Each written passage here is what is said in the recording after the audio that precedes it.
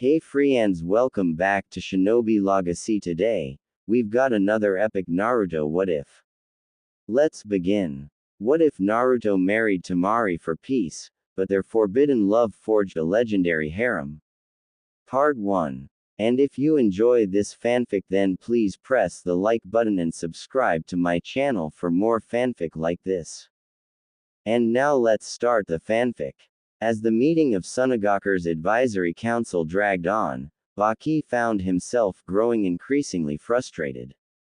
This was mostly due to the complete and utter lack of progress, as no one could agree on a correct course of action. Politicians unable to compromise. Perish the thought. He mentally snarked. He was currently tuning out his fellow counselors, choosing instead to skim Temari's field report of her brother's defeat. Incredible, he thought bitterly. We have a situation that requires decisive leadership and none of these old fools can agree on anything. Fortunately, the Sand Ninja had managed to eke out a ceasefire with the Leaf, but if their scout reports were to be believed, they'd need much more than that. Convincing Konohagakure of their sincerity in drawing up a new treaty was paramount, especially considering the latest fiasco that they currently found themselves in. The reports on the table in front of him showed Baki that Sunagaku was in a desperate position. The failed invasion of Konohagakure had cost Sunagaku a significant chunk of its best Chunin and Jonin, not even taking into account the finances they practically flushed down the toilet. Already weakened by the fiscal neglect of the Wind Daimyo, Sunagaku now stood as the weakest of the Big Five by an uncomfortable amount. Again referring to the reports from scout teams, Baki cringed. Iwagakure was currently probing along the Wind-Earth border. Not a promising sign, given the bloody history between the two powers.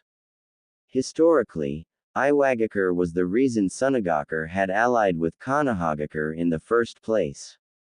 A thought struck him as he glanced over the scout report once more. His eyes narrowed in thought. Perhaps Sunagaku's position wasn't as hopeless as he thought. No matter the current political relationship, Konohagakure simply could not allow Iwa to get a foothold into Suna territory, because this would eliminate Suna as a barrier to Iwa. If Iwa were to conquer Suna, then they would be practically at Konoha's doorstep, and given the history between those two countries, it made the Suna-Iwa relationship look like an arranged playdate between children. Still, the probing of Iwa Ninja was concerning. It's a pity the Yondaime Hokage didn't survive the Kyuubi attack. If he were alive, Iwagakure would never be moving this aggressively. With this thought still in mind, he took a sip of coffee as he flipped to the last page of Temari's report, and almost spit it right back out in shock. Clipped to the page was a picture of the Konohagakure genin that managed to subdue and defeat Gaara. Baki's mind immediately ground to a halt, one word permeating throughout his shocked core. In Namikaze. Startled by the sudden movement next to him, Yura glanced at Baki curiously. With only a year of service to the council, Yura was a young buck, but a rising star for his industriousness and loyalty. Still, given his lack of seniority, he had only made a handful of statements during the current council session. Gently nudging his neighbor, he leaned over and whispered, "Something wrong, Baki? You look like you've seen a ghost or something." Baki examined his fellow council member, and decided to share his newest insights. "You wouldn't be far off the mark, Yura. It's possible I may have come up with a way for Sunagaku to recover, but I'm unsure just how well it will play out." Yura rolled his eyes. "Come on, it can't possibly be worse than Otokaze's brilliant plan to bribe Tanagakure into betraying Konohagakure and allying with us. Something tells me that they're not interested at all in being our buffer against Konoha." Baki snorted with disgust. It had taken some effort on his part, but he'd managed to scrap that little disaster before it gained ground. "No, I plan on trying to regain our alliance with Konohagakure. We've shared with them how the Cage died, as well as Orochimaru's betrayal, and while that stayed their hand, we need a military alliance, not just a truce. Really? Yura whispered back, confused. Given how our last alliance ended, what could we possibly offer that they would agree to? Our track record isn't the best when it comes to holding up our end of the bargain, much as I'm loath to admit. I may as well explain my plan to the council instead of doing it piece by piece. Standing, Baki addressed his peers.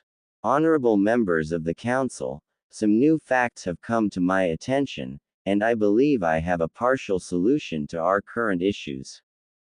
Seeing as he now had the undivided attention of everyone in the room, Baki braced himself and clasped his hands behind his back. One step at a time, old man. The only realistic solution to our current trouble with Iwagakure is to somehow re-establish our alliance with Konohagakure. It is only through this that we can buy the time we desperately need to recover our resources and recoup our losses, and everyone knows this. The question facing us is simple.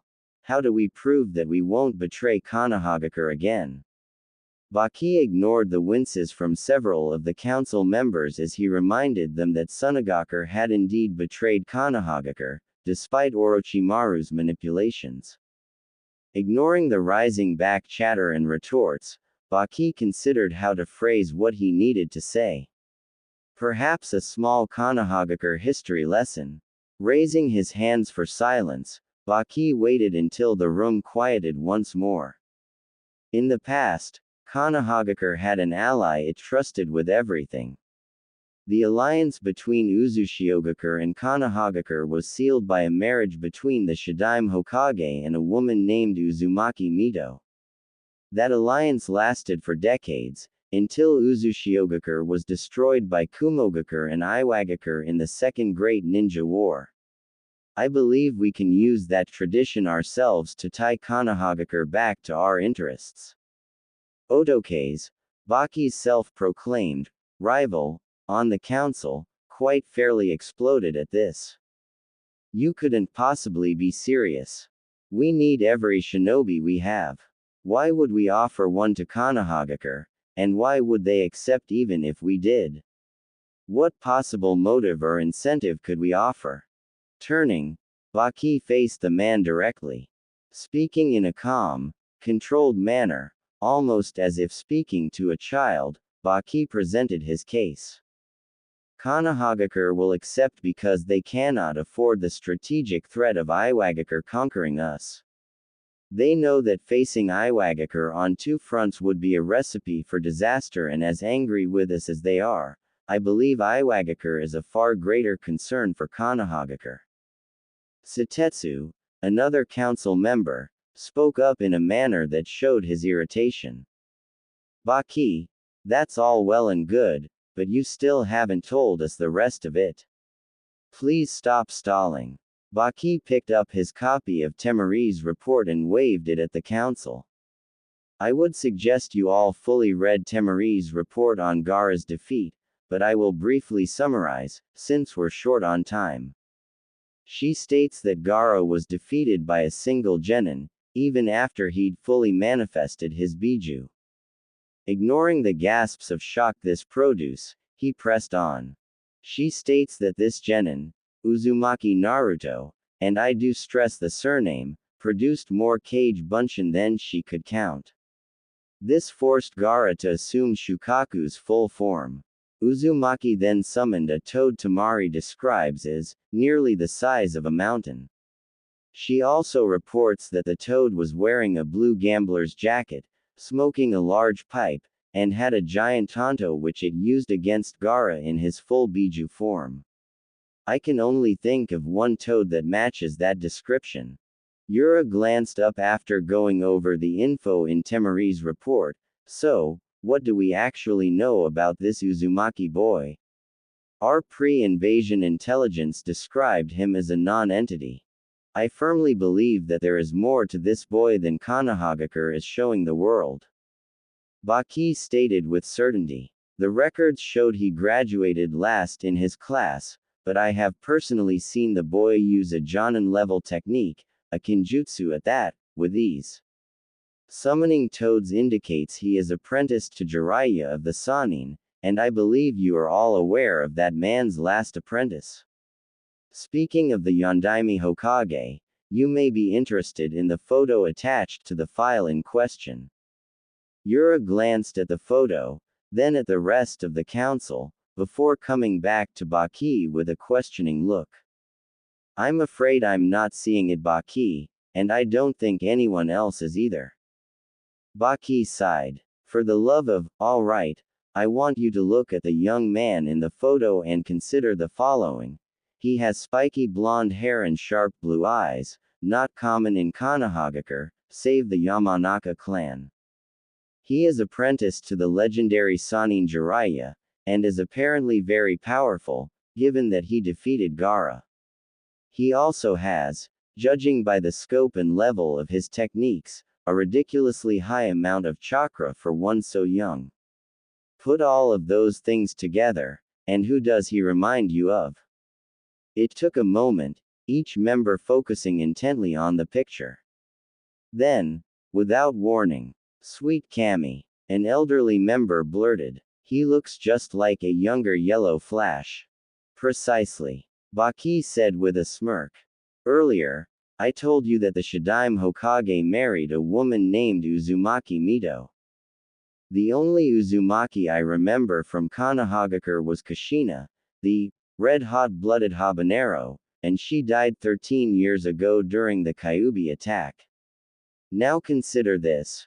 We have Uzumaki Naruto, age 13, who bears a strong resemblance to the late Namikaze Minato, also slain in the Kyuubi attack. The boy was listed as an orphan, but was enrolled in the Shinobi Academy, sponsored by the Sandaime Hokage. Furthermore, the boy is now apparently apprenticed to Jiraiya, the man who trained the Yellow Flash. Take all of this into account, and there are far too many coincidences to be ignored. There's only one logical conclusion. This boy is most certainly the son of the Yondaime Hokage and Uzumaki Kushina. Very well, I can follow your logic, Otoke said, after a full minute of mulling over Baki's latest revelation. However, I am unsure where you are going with this. What does the supposed heir of the Yondaime have to do? Baki grinned as his rival trailed off, his eyes widening as the implication hit him. It's fairly simple, really. We offer Temari in marriage to the Uzumaki boy as a gesture of good faith on our part. Why Temari? She is the daughter of our late Kazekage and is quite skilled. Couldn't we offer someone who wouldn't be missed? No, we offer Temari to prove our commitment. Her skill and ancestry will make for an irresistible incentive for Konohagakure's leaders to accept our agreement. Any children from the union are likely to be very powerful, and we will insert a clause in the agreement stating that the first male child produced from their union must be married back to Sunagakure. The council members sat back and pondered the proposal. The marriage would seal the Sand-Leaf alliance and offered the chance to gain powerful shinobi for the village in the future. The potential benefits were quite large, with minimal risks to boot. All said, it was a win for all sides involved. The Leaf once more had an ally in the Sand Village, as well as having a powerful shinobi in their fold, and the exact same could be said for Suna. Seeing everyone in agreement, the decision was made official that evening and an offer was sent, proposing a marriage contract to the Konohagakure Council. Several days later, the Konohagakure Council was gathered to discuss the surprising offer received from Sunagakure. With no Hokage, the council was limited on its options. It could not implement policy or assign missions higher than B rank, but it was the de facto power in the village. The council consisted of the heads of the various shinobi clans, with the Sandaeme's old teammates, Homura and Kaharu, as honored elders. Also present was Shimura Danzo, an old rival of the late Sandaime and a skilled warrior and tactician. Currently, Kaharu was reading the scroll received from Sunagaku. "This is certainly interesting," she said, quietly lowering the scroll. "It seems our esteemed colleagues in Sunagaku wish to make amends for their foolishness." Her former teammate, Homura, snorted in disgust. "Of course they do. If they don't, Iwagakure will crush them. It would serve them right for their treachery.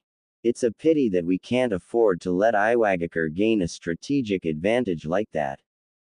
It surprised everyone when Danzo, the old war hawk himself, spoke up. "Agreed, we cannot let Iwagakure gain such an advantage. It would be in our best interests to accept." As the rest of the council turned to him in mild shock, he continued bitterly. "As you are all undoubtedly aware, I would prefer to simply crush them outright for their betrayal, but circumstances argue against it. Since we cannot punish them without drawing attention from other countries, as well as removing a barrier nation between us and Iowa, I see no harm in accepting a deal that will benefit Konohagakure far more than Sunagaku." "Logically, you are correct, Danzo-san," Aburame Shibi droned in the usual Aburame monotone. "This offer does seem to be to our advantage, but I find your stance puzzling. You have always petitioned for Uzumaki to be trained by you as a weapon. Accepting this offer would seem to directly counter the position you've held for nearly a decade and a half." Danzo tapped his cane as he considered his response. "It is true that I want him trained as a weapon. I was, however, overruled, and as such, I must consider other ways he may be of use to Konohagakure. Sunagaku is now offering the daughter of their late Kazekage, by all reports a powerful kunoichi, if she marries Uzumaki." He smiled grimly. "I suspect that Sunagaku may have discovered the boy's heritage." "Troublesome," muttered Nara Shikaku. "If they haven't discovered Uzumaki's heritage, this deal is completely in our favor. I remember this Temari girl from the exam and she seemed quite skilled. On top of it, she's a wind user as well, very rare here in Konohagakure. Even if Sunagaku has discovered the boy's heritage, the deal, while more even, still favors us. Marrying the children of two Kage is likely to produce very powerful children in turn. I suspect that is the reason they want a male child married back to Sunagaku. A male child would be able to start a clan, another point in favor of Sunagaku having guessed who Uzumaki is." Everyone sat back to consider the Nara's words and examine the offer for other hidden agendas. Having only recently taken his seat as head of Clan Sarutobi, Asuma was somewhat confused. "I thought the boy was just an orphan, unfortunately chosen to have the Kyuubi sealed inside him. Everyone here seems to know something about him." "Wait," he said, "son of a Kage. It couldn't be. Yondaime. He sealed the Kyuubi no Yoko in his own son." In his newfound confusion and anger, Asuma blurted out, "Are you telling me that Uzumaki is the Yondaime's son?" To his shock, most of the council simply nodded in his direction, seemingly unfazed by this revelation. The Yondaime had a son. Why was this hidden? It should be obvious, Asuma. The Yondaime made many enemies during the Third Great Shinobi War, came the reply from Hyuga Hiyashi. The boy would have been in grave danger had word gotten out about who his father was. Danzo surprised the council once more by being the next to speak. It was as if the old warhawk had suddenly developed an interest in council affairs. "At this point, I don't see any option but to accept this offer. It is slanted too far in our favor to decline without tipping our hand regarding the boy's heritage. If we chose to decline by announcing that heritage, I have no doubt Kumogakure, and especially Iwagakure, would react unfavorably. We also need the boy to produce more Uzumaki, as possible future containers for the Kyuubi, if not outright shinobi for our future ranks. Unless there are generous volunteers here that are willing to offer up their progeny to such a fate. Seeing the members of the council refuse to meet his lone eye, he nodded. Very well, since we are in agreement, let us send our response.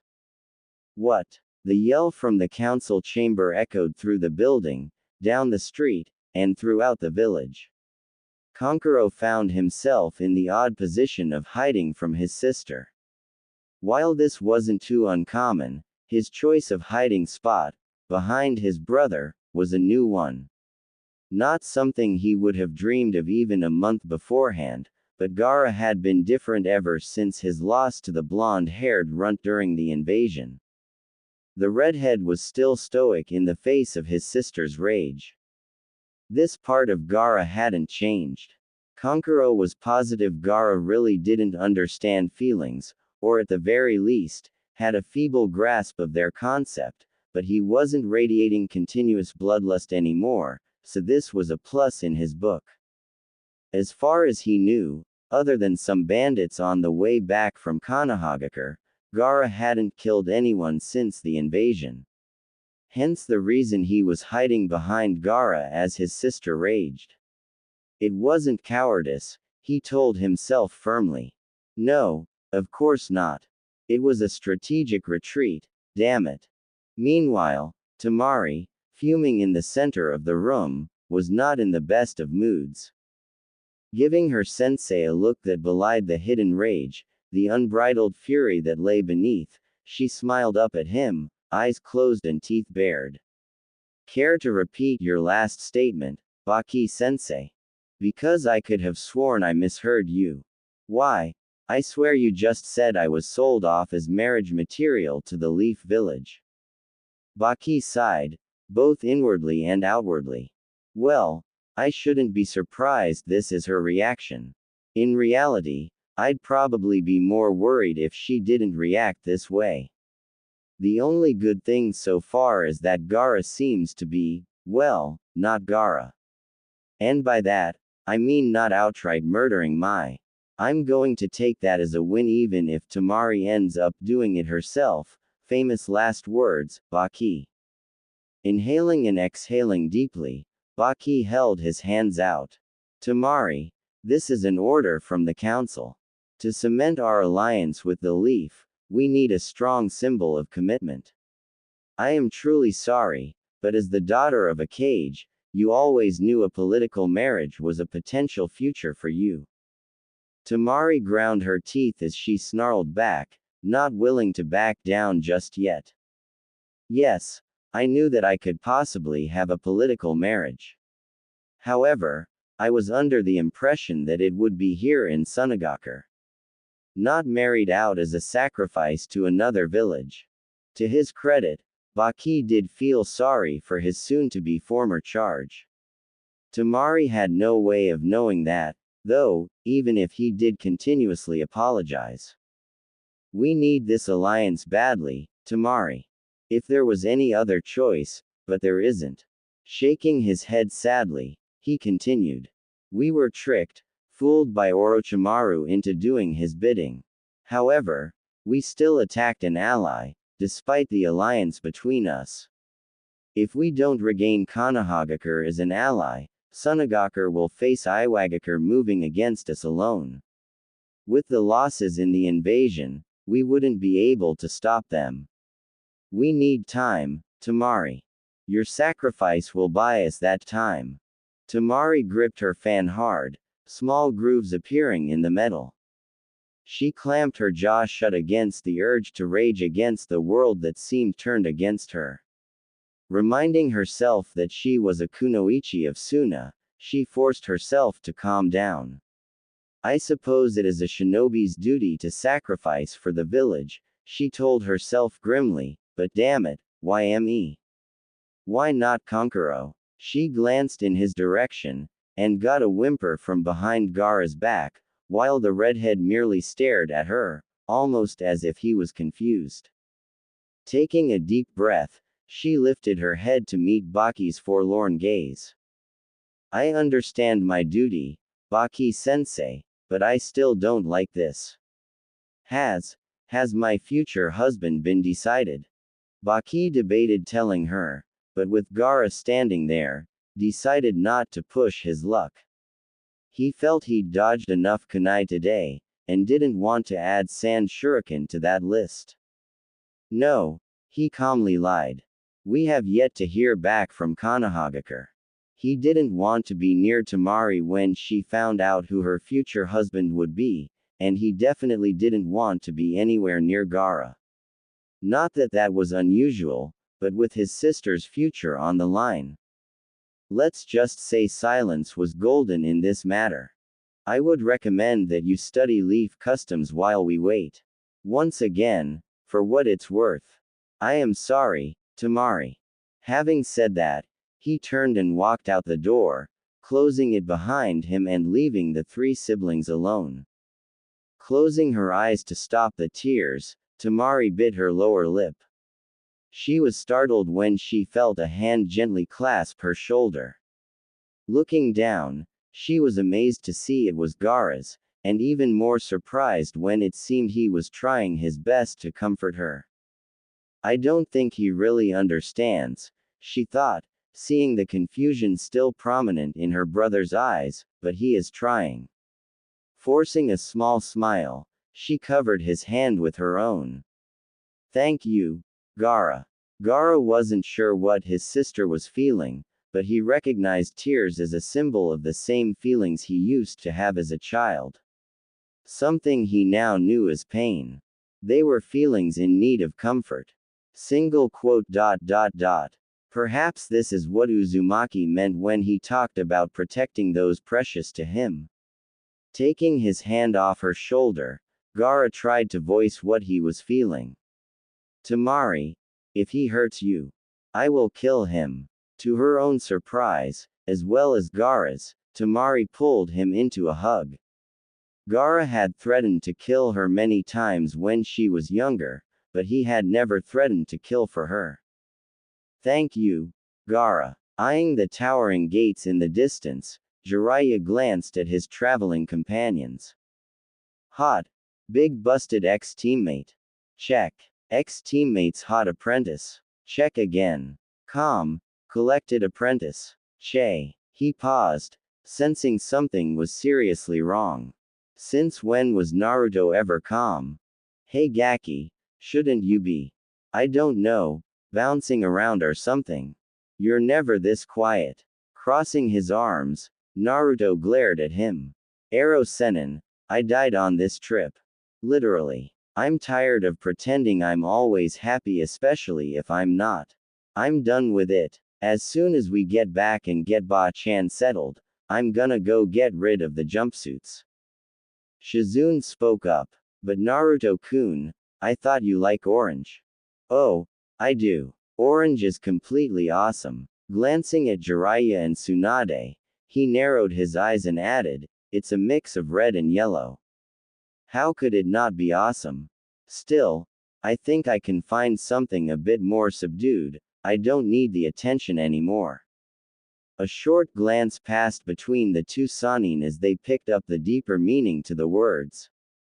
Guess that saves me the trouble of telling him who his parents were. Jiraiya stifled a laugh as they passed through the gates. The kid might have dropped his happy-go-apeshit mask, but he was still filled with enough energy to bounce around like a pachinko ball. Watching Naruto leap up to walk on the wall next to them, Jiraiya had a thought. He may have decided not to pretend to be happy all the time, but I doubt it changed who he is inside. Alright Gaki, while I get Harem here settled at the Hokage Tower, how about you go home and do that whole jumpsuit burning thing you were talking about? Sounds like a plan, Arrow Sennin. Naruto called as he bounced off. You know, Tsunade said as they walked along, watching Naruto's retreating form. He looks so much like his father, but Kami, he acts like his mother. Yes and no, Harem, Jiraiya replied seriously. He may have some of her traits, but Kushina wouldn't have mastered the Rasengan in less than a week. The kid has tons of potential, and if he gets serious with his training, his skill level is going to skyrocket. Finding himself facing the door to the Hokage's office, he gave Tsunade a small bow with a smirk. After you, Hokage-sama. Resisting the urge to smash him through said door, Tsunade entered to find herself facing her old sensei's desk. It hit her then. For the first time, she really felt the grief of the old man's death. Crossing her arms, she hugged herself as a few tears escaped. Taking some deep breaths, she calmed herself, brushed them away, and turned to face her old teammate. It's hard to believe the old monkey is gone, she said softly. I could almost see him when we walked in. Sliding behind the desk, she realized that she still wanted to make the old man proud. She also realized something else. Wonder if he still had that emergency sake stashed in his desk. Opening the bottom drawer, she pulled back a secret compartment, then flashed Jiraiya a smile as she pulled out a jug. Nice, Mount Myoboku. I take it you gave this to him. Before he could answer, there was a knock at the door, followed by the door opening and Kaharu and Homura entering the office.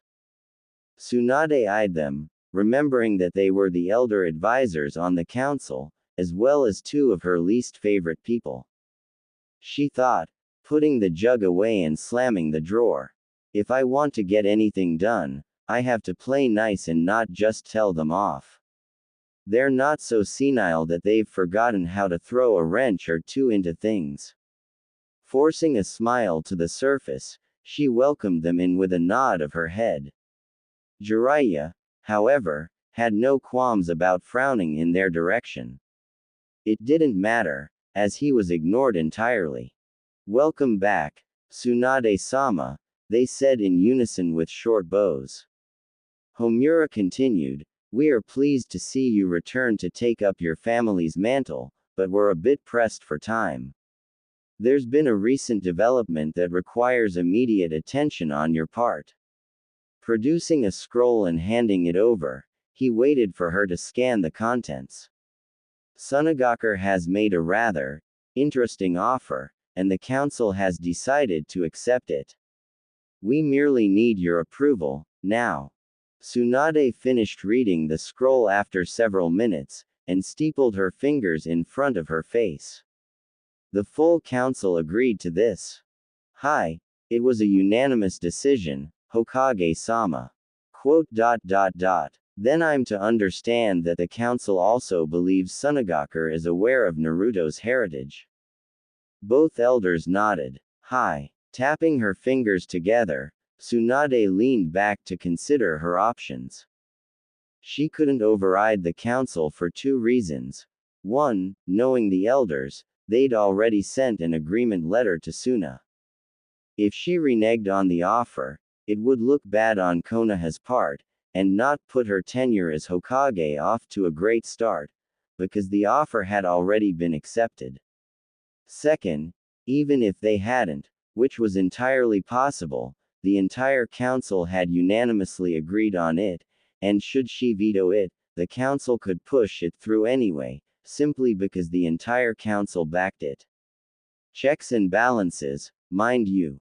However, a small grin came to her face.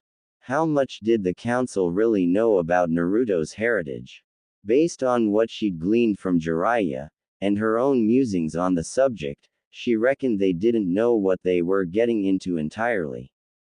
Time to put that to the test. Has the council considered the consequences of Naruto's marriage domestically? She asked with a smile, one that had Jiraiya, who knew what that smile meant, look off to the side with one part glee, one part worry. Worry because he knew how Tsunade could get in these situations, and if push came to shove. He was headed for the window. A look of confusion passed between the two elders, before Kaharu spoke. I'm afraid I'm not sure what you are referring to, Tsunade-sama. With a grin a predator might have envied, Tsunade clarified. When Naruto marries, he will officially become head of both Clan Uzumaki and Clan Namikaze.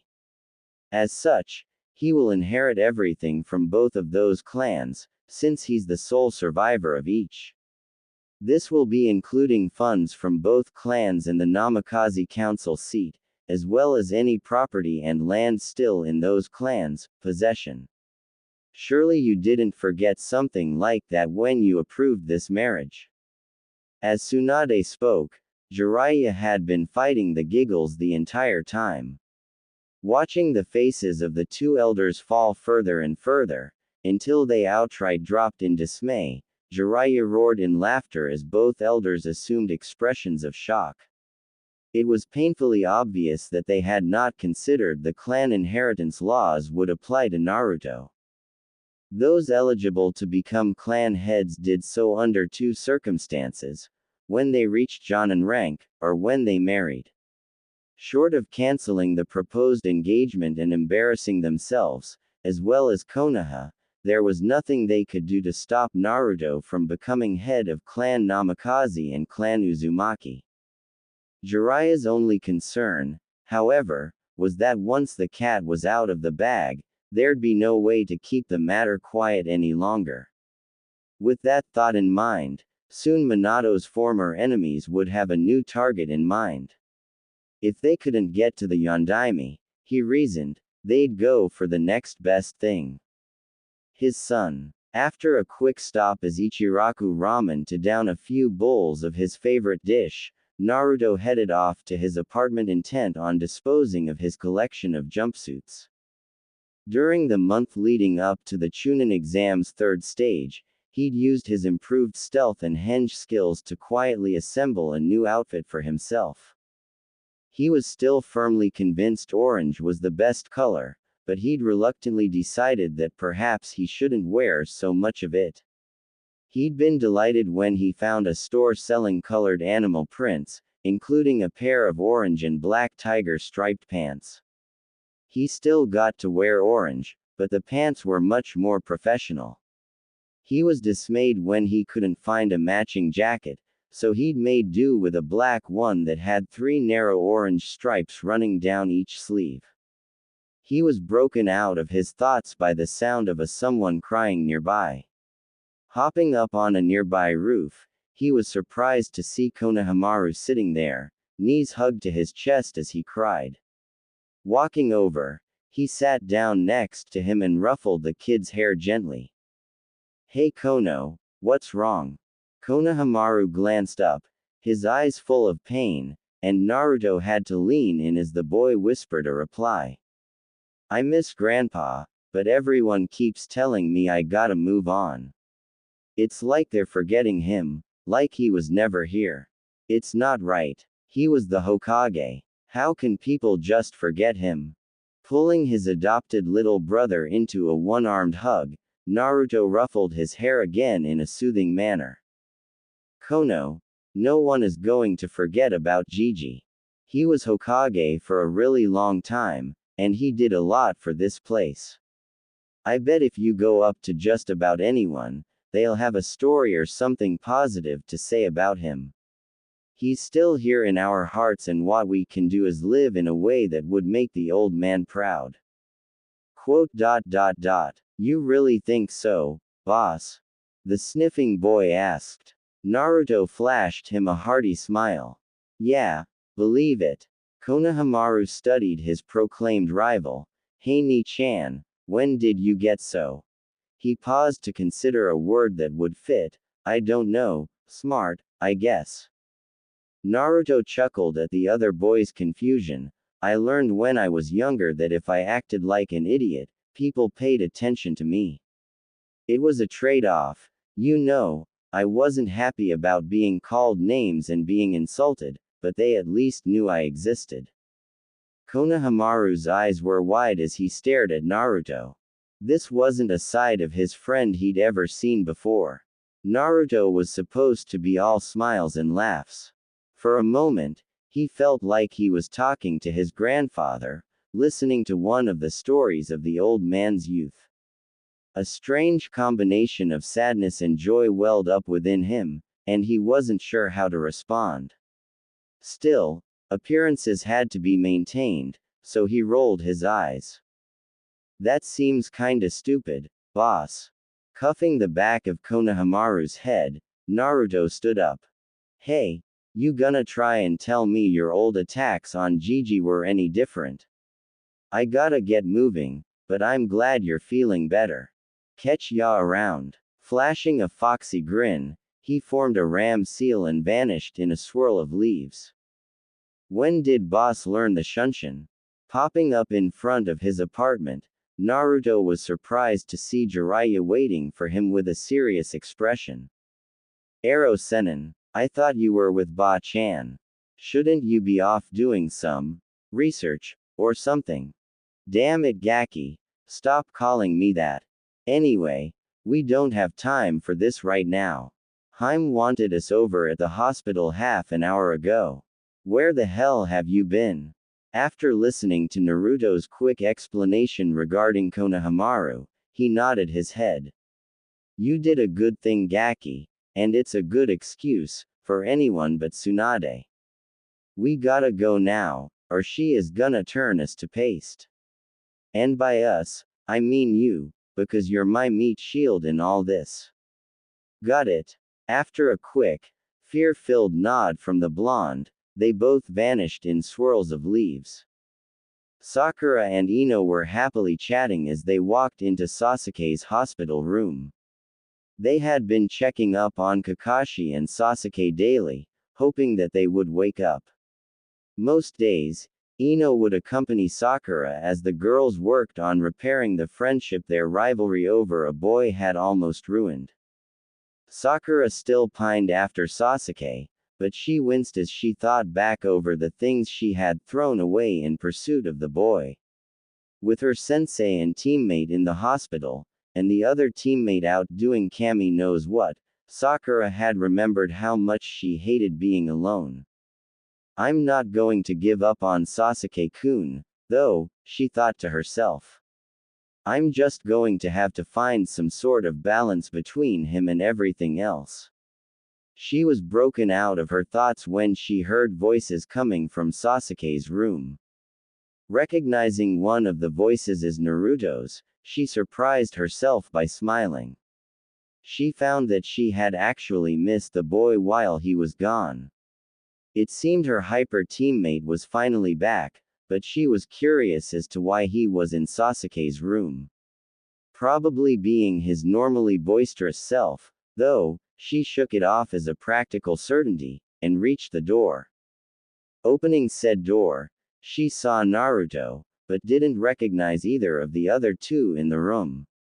One was a white-haired man, rather tall and pushing 50, leaning against the far wall with his arms crossed as he observed the room's other occupant.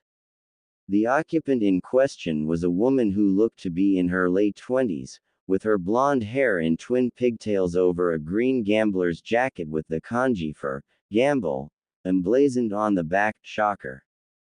The woman was holding her hands near Sasuke's head, and Sakura started to panic until she recognized the green glow her hands were emanating as medical chakra. Naruto looked up as his teammate entered the room. Hey Sakura-chan. Guess what? Ba-chan here is going to heal Sasuke. She already woke Kakashi-sensei, so this shouldn't take too long. As Sasuke groggily woke up, Tsunade backed away and Sakura ran over and hugged the newly awakened boy. Ino stood by the door, somewhat disappointed. She just hoped that Sakura would remember her promise to be friendly rivals, now that Sasuke was awake. She'd missed her friend when they'd been fighting. Tsunade and Jiraiya both noticed Naruto seemed down after his teammate didn't bother to even say hello. Jiraiya used their old team hand signals to tell Tsunade about the boy's crush. What about the blonde at the door? She signed. Pinky's rival for duck butt, if I'd have to guess, was the quick response. Narrowing her eyes at Naruto, she considered his reaction to his pink-haired teammate. That's going to make telling him the news I have harder. In retrospect, however, I suppose it's a good thing that she doesn't return his interest. Would probably make it even more difficult, if that were the case. Looking between the two, she put a finger on her chin. Maybe I can get Jiraiya to tell him. He's always a sucker for. Glancing over, she noticed the toad sage had disappeared on her, leaving a note at the foot of Kakashi's bed. Walking over, she picked it up. Looking it over, she blinked as she read the note. Sorry, not a chance, Harem. Crushing the note in her hand, she cursed. Okay, Jiraiya, you've just lost your bathhouse peeping privileges. And this time, there's no monkey to say otherwise. All right, she said, addressing the young shinobi in the room. There is a meeting in my office tomorrow at 9. I've heard that your little group is known as the Konoha 12 inches. Well, all of you will be required to attend. That's fine. Was there anything else? Naruto asked, preparing to leave. When Tsunade shook her head, Naruto flashed her a foxy grin and mock saluted her. See ya tomorrow at 0900, Ba-chan. Still grinning at her irritated look, he vanished from the room in a shunshin as the others in the room stared at him in shock. Sasuke, blinking in surprise, looked to the rest of them and voiced everyone's main question. Since when did the Dobi learn shunshin? Reappearing near his apartment, Naruto smirked to himself. Gonna have to thank Ero Sennin for the training tips and showing me the seals for shunshin. It was just so much fun to vanish and pop up somewhere else.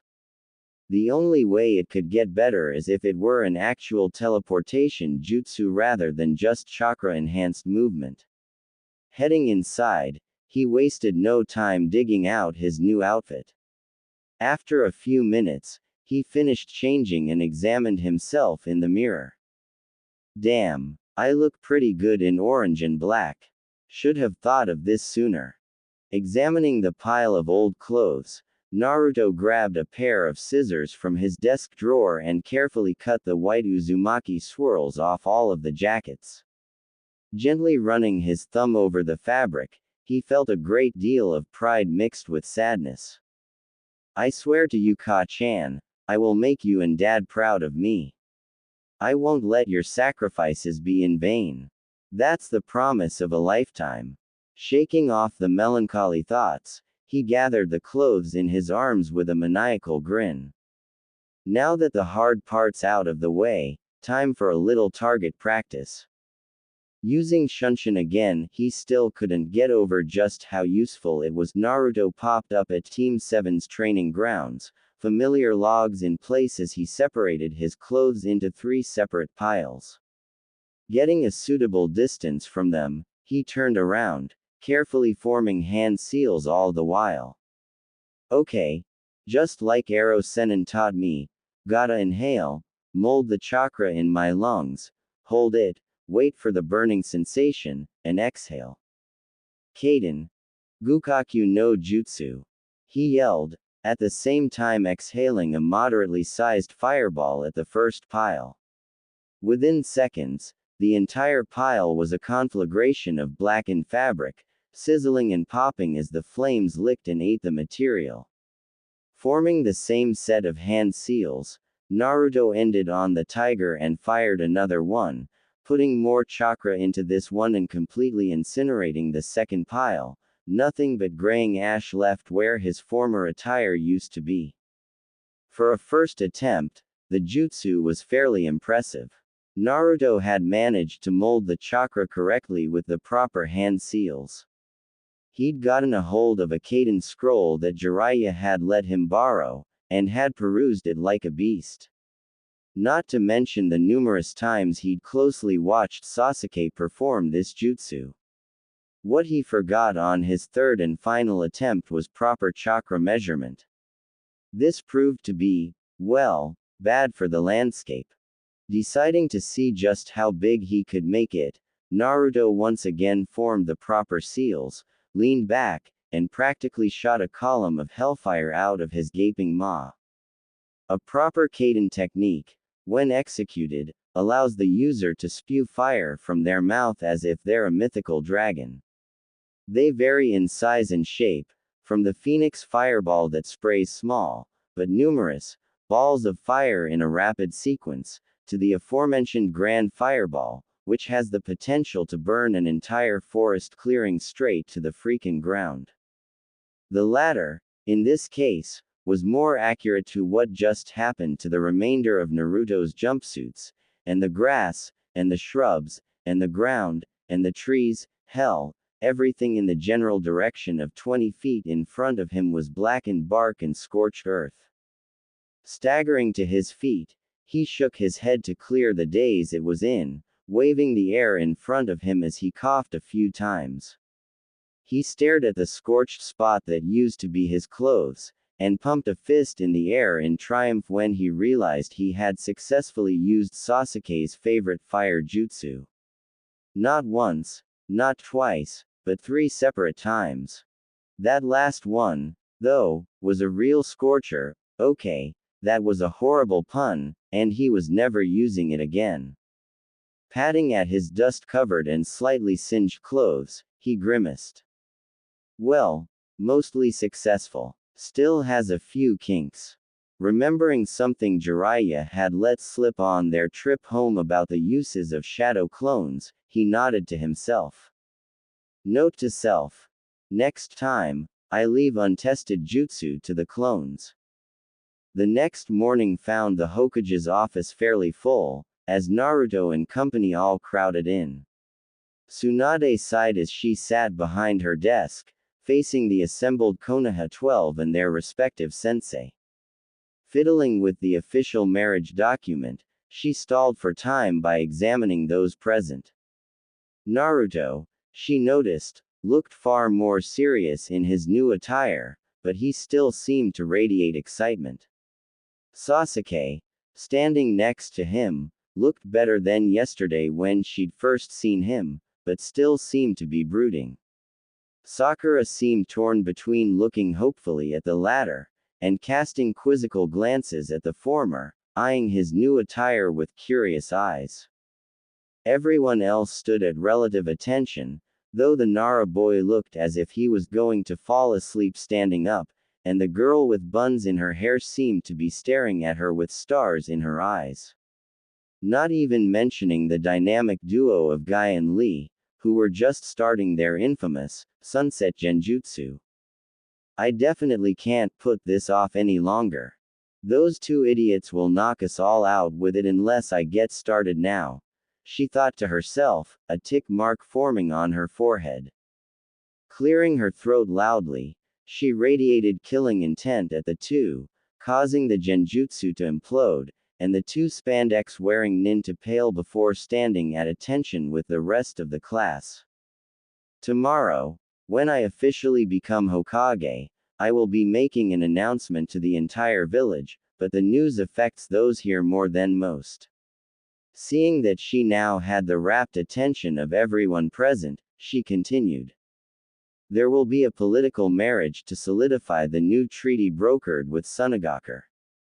The respective councils agreed to this before I returned and the bride and groom have been decided upon. A young woman from Sunagakur will be coming here and will be marrying into one of Konohagakur's most respected clans. Tsunade stopped as most everyone turned their eyes to Sasuke, with occasional glances at Kiba, Shikamaru, Shino and Neji.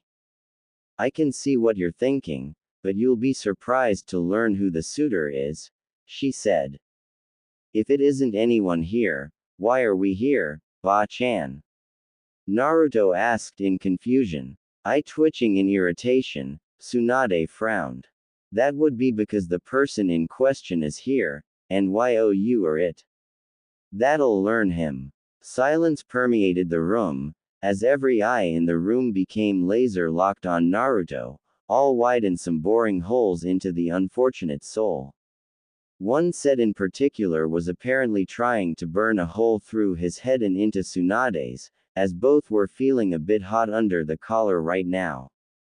Naruto chuckled, scratching the back of his head. Good one, Granny. You got us. Now seriously, who's the unlucky bastard? You are, Naruto. Stop with the jokes. You are joking, right? He paled when she shook her head.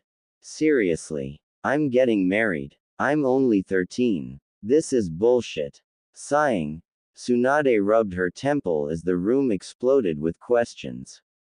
A vein began throbbing on her forehead, and she slammed a fist onto the desk. Silence. Her roar silenced all present, and she pointed to Shikamaru, who had his hand raised like a good little genin. You. First question. Hokage-sama, you said that the Sunagakur woman would be marrying into a Konoha clan, but then said that Naruto would be the suitor. As far as we know, Naruto doesn't have a clan. He gave Naruto an apologetic look, letting the blonde know it wasn't a snub at his family situation. Naruto nodded, letting him continue. So, does this mean that Naruto actually does have a clan? As a matter of fact, Shikamaru, Naruto does. Or rather, I should say he has two clans. Eyes once more threatened to shoot clear of their sockets as she continued. Naruto's heritage has been a well-kept secret, the longest-kept secret in the history of this village, in fact. His mother was Uzumaki Kushina, last known member of the Uzumaki clan from the former village of Uzushiogakure.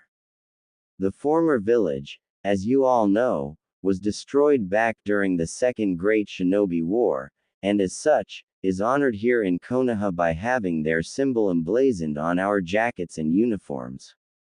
This is a show of respect for the alliance formed when my grandmother Uzumaki Mito married the Shadaime Hokage. Ignoring Naruto's frantic hand gestures to stop, she continued, knowing that it was all coming out of the bag sooner or later. Might as well get this shit out now, while everyone's present. I'm not doing this a second time. In addition, as you may not know, when a person becomes Hokage, their family becomes clan automatically via Konoha law. Naruto is also the son of Namikaze Minato, better known as the Yondaime Hokage. Therefore, Naruto is the last heir of both the Namikaze and Uzumaki clans of Konoha. With a groan, Naruto slumped forward, palming his face as most everyone in the room was staring at him complete shock, none more so than one particular Uchiha. The two noticeable exceptions were Asuma, who'd already been informed at the council meeting, and Kakashi, who was giving him one of those creepy eye smiles. Turning back to Tsunade, he huffed, arms folded. Ba-chan, you had better have a really good reason for this. Tsunade was surprised by the rage she saw in his usually cheerful eyes, until she took a moment and thought about it. Once this is announced, not only will he have his father's enemies after him, a lot of villagers will try and suck up to him. I knew this was going to make his life harder, but I honestly totally skipped that part. Meh, he'll work it out. He mastered the Rasengan in a week.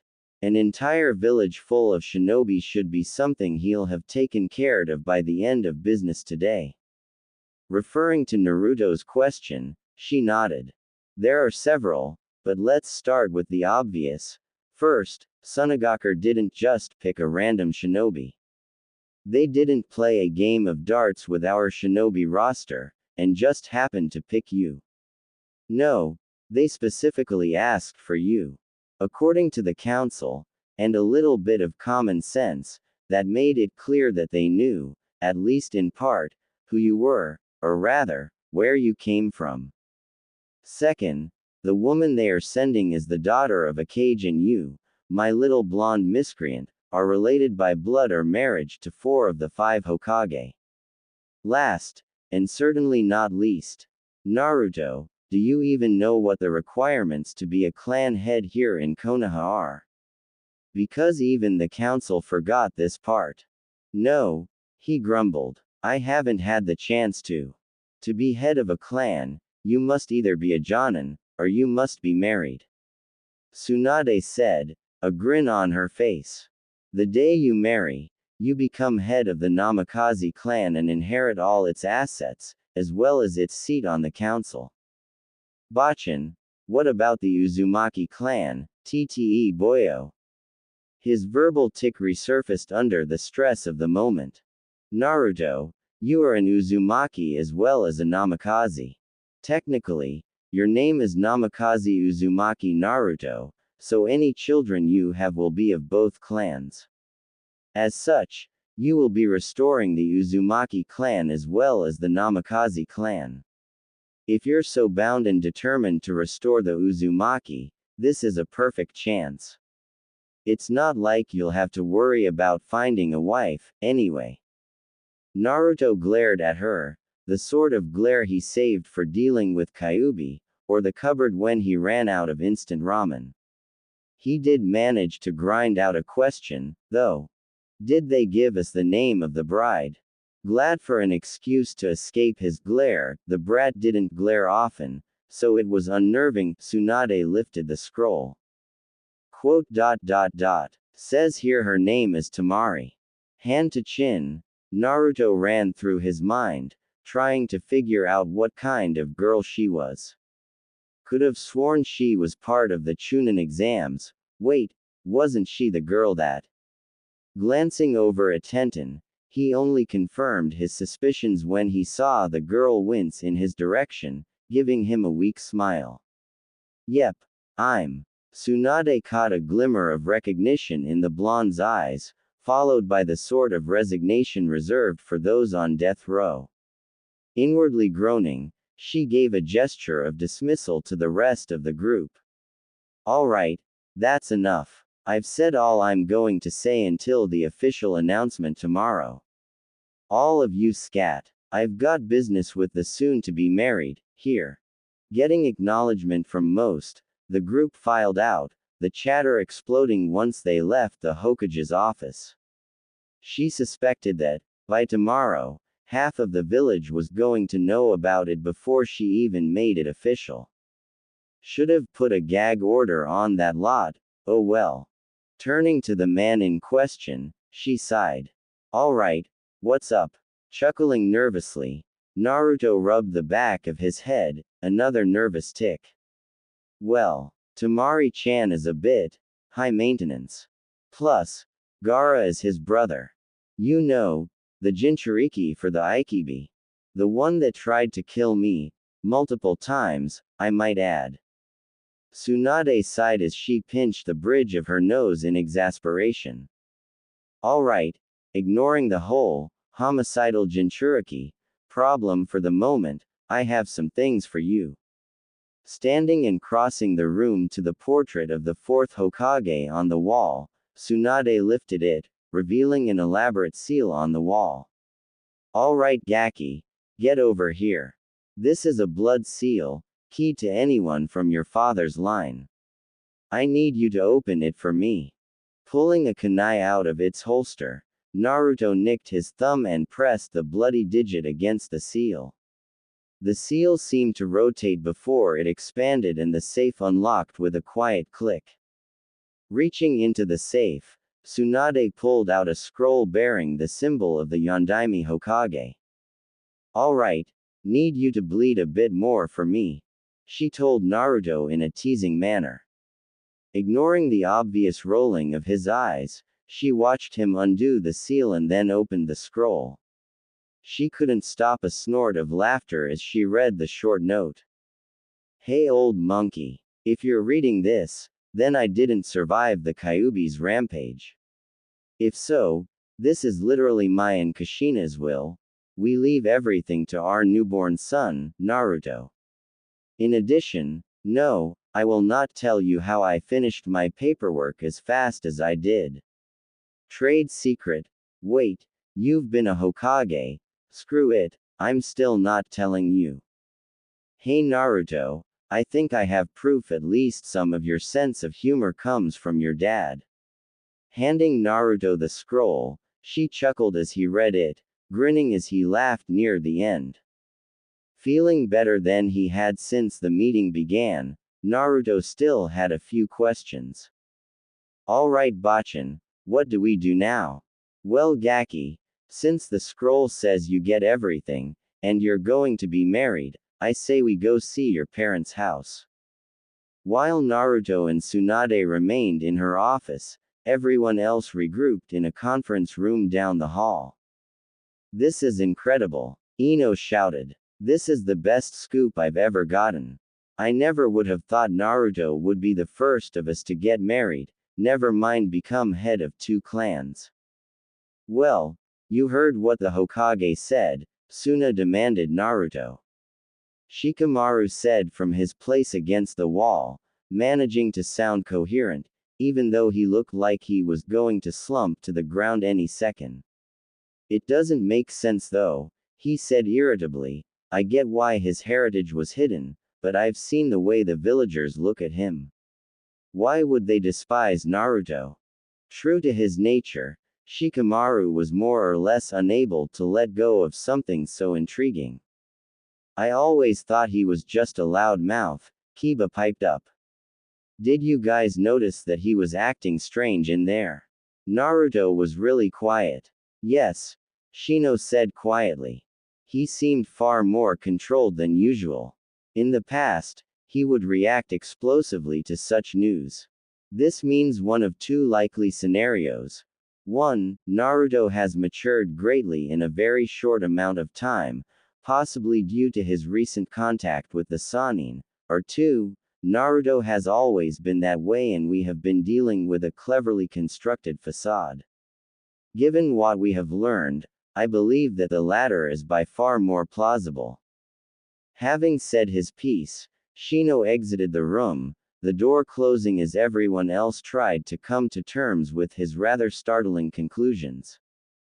In another conference room, Hinata was crying as Kurenai held her. When Tsunade informed them that Naruto was to be married, she felt as if her heart had been ripped out. For years, she had loved him from afar, but every time she tried to talk to him, she would stutter and completely embarrass herself or even worse, faint outright. She'd never thought that she would run out of time to tell him so soon. Shish, it's okay Hinata, Kurenai told the girl softly. It's alright, let the tears out. Just because he is getting married doesn't mean you can't be his friend. Raising her head from her sensei's shoulder, Hinata looked tearfully at her. I didn't want to be his friend Kurenai-sensei. I love him. Gently stroking the girl's hair, Kurenai murmured, I'm sorry Hinata, but it's just not meant to be. You know how your clan works. Even if he wasn't getting married, in the end, you still wouldn't have had him. Sensei, the crying girl asked in shock. Shish, I know Hinata. I know it hurts, but time heals all wounds. For now, just let the tears out. Frowning at the wall as Hinata continued to sob, Kurenai cursed 2 things, clan laws, and the cruelty of fate. That afternoon, Naruto and Tsunade stood facing a gate in the far eastern section of Konoha. This, Naruto, is your parents' old house. Anything in there belongs to you, though I would recommend you do some cleaning. The seal on the gate here was made by your father and not even Jiraiya could bypass it, as it requires familial blood to open. With a slight smirk, she added, shouldn't be a problem for you, though. With a quick shunshin, Tsunade returned to her office, preferring to let the kid venture on his own. Unsealing the gate by reopening the cut on this thumb, Naruto entered his new property.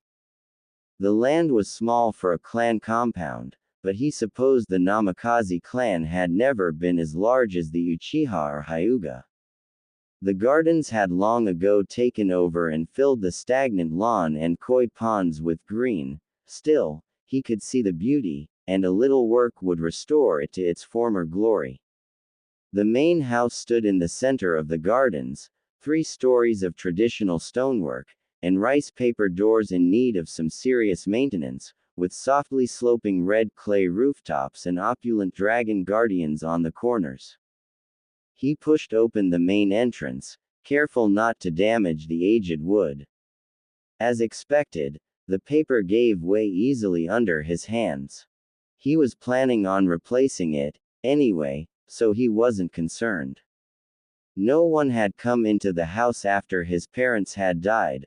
All of the furniture remained where it was last, coated with a fine film of dust with a few cobwebs dotting the corners of the rooms. He passed through the entrance and into the sitting room, a television sitting at the far end of a kotatsu. Everything would have to be replaced, from the electronics to the fabrics, even the curtains, but it looked like most of the wood furniture, save all the chairs, he wasn't taking chances with them, would be fine with a careful cleaning. He glanced around for another moment before making his way upstairs. It was dominated by bedrooms, 4 of them total. The master bed was the only one that looked like someone had used it before the house was abandoned. His parents' night clothes were still folded on the bed, waiting for them. With a melancholy sigh, he shut the door carefully and made his way to the 3rd floor. His parents, or perhaps his grandparents, had made the 3rd floor a training room. The practicality of it aside, it was huge, a large, open expanse with wood floors, threadbare training mats sitting in a pile in the corner, several training dummies lined up against the far wall, and various weapons along said walls. The training room wasn't the place for practicing jutsu, but it was more than appropriate for practicing taijutsu and weapon skills, as long as the person practicing wasn't Lee, or Guy. He returned to the ground floor, passing through the dining room and kitchen, noting with glee the amount of space he had for ramen, then noticing a tightly shut door just outside the kitchen. He pushed it open, revealing the cool, stone space of a basement, the jackpot, as far as the home of a ninja was concerned. He carefully took the stairs one at a time in case they were rotting through. Last thing he needed was to plunge a story or two to the ground below. Most of the room below was a library, cool but not damp, perfect for the delicate paper located here. The shelves were overflowing with scrolls and books. He could almost tell which belonged to his mother and which to his father just by the neatness some of the shelves seemed to have. A small corner of the room held a workbench, holding a strange, 3-pointed kunai. The overflow of scrolls on the shelves above it seemed to indicate his father or mother was making weapons scrolls in their spare time. 1/3 of the basement was walled off to make a separate room that opened with another seal. It was obviously his father's private study, filled with fuinjutsu supplies. An open scroll lay on the large, but simple, desk at the opposite end of the room. He stepped inside to take a closer look. Picking up a scroll, he read the outer kanji. Hiroshin no Jutsu, huh. I wonder what it does. He almost sat down to read, but the overpowering smell of dust was beginning to bother him, and he needed to get some air before he went into a coughing fit. He decided it would be a good idea to get to bed in the next hour or so. He scouted out the cleanest room, a corner space on the 2nd floor. He stopped in the doorway, producing 100 clones that looked rather unamused to be there. Alright guys, I'm headed to bed, but I want you guys to start cleaning this place up. Start with the main rooms, and if you have time, start on the training fields. I want you 5 to head downstairs and start going through the library, and I want you to read that scroll I found earlier. Remember, this is our new home, so curb the enthusiasm, okay? That means no explosions.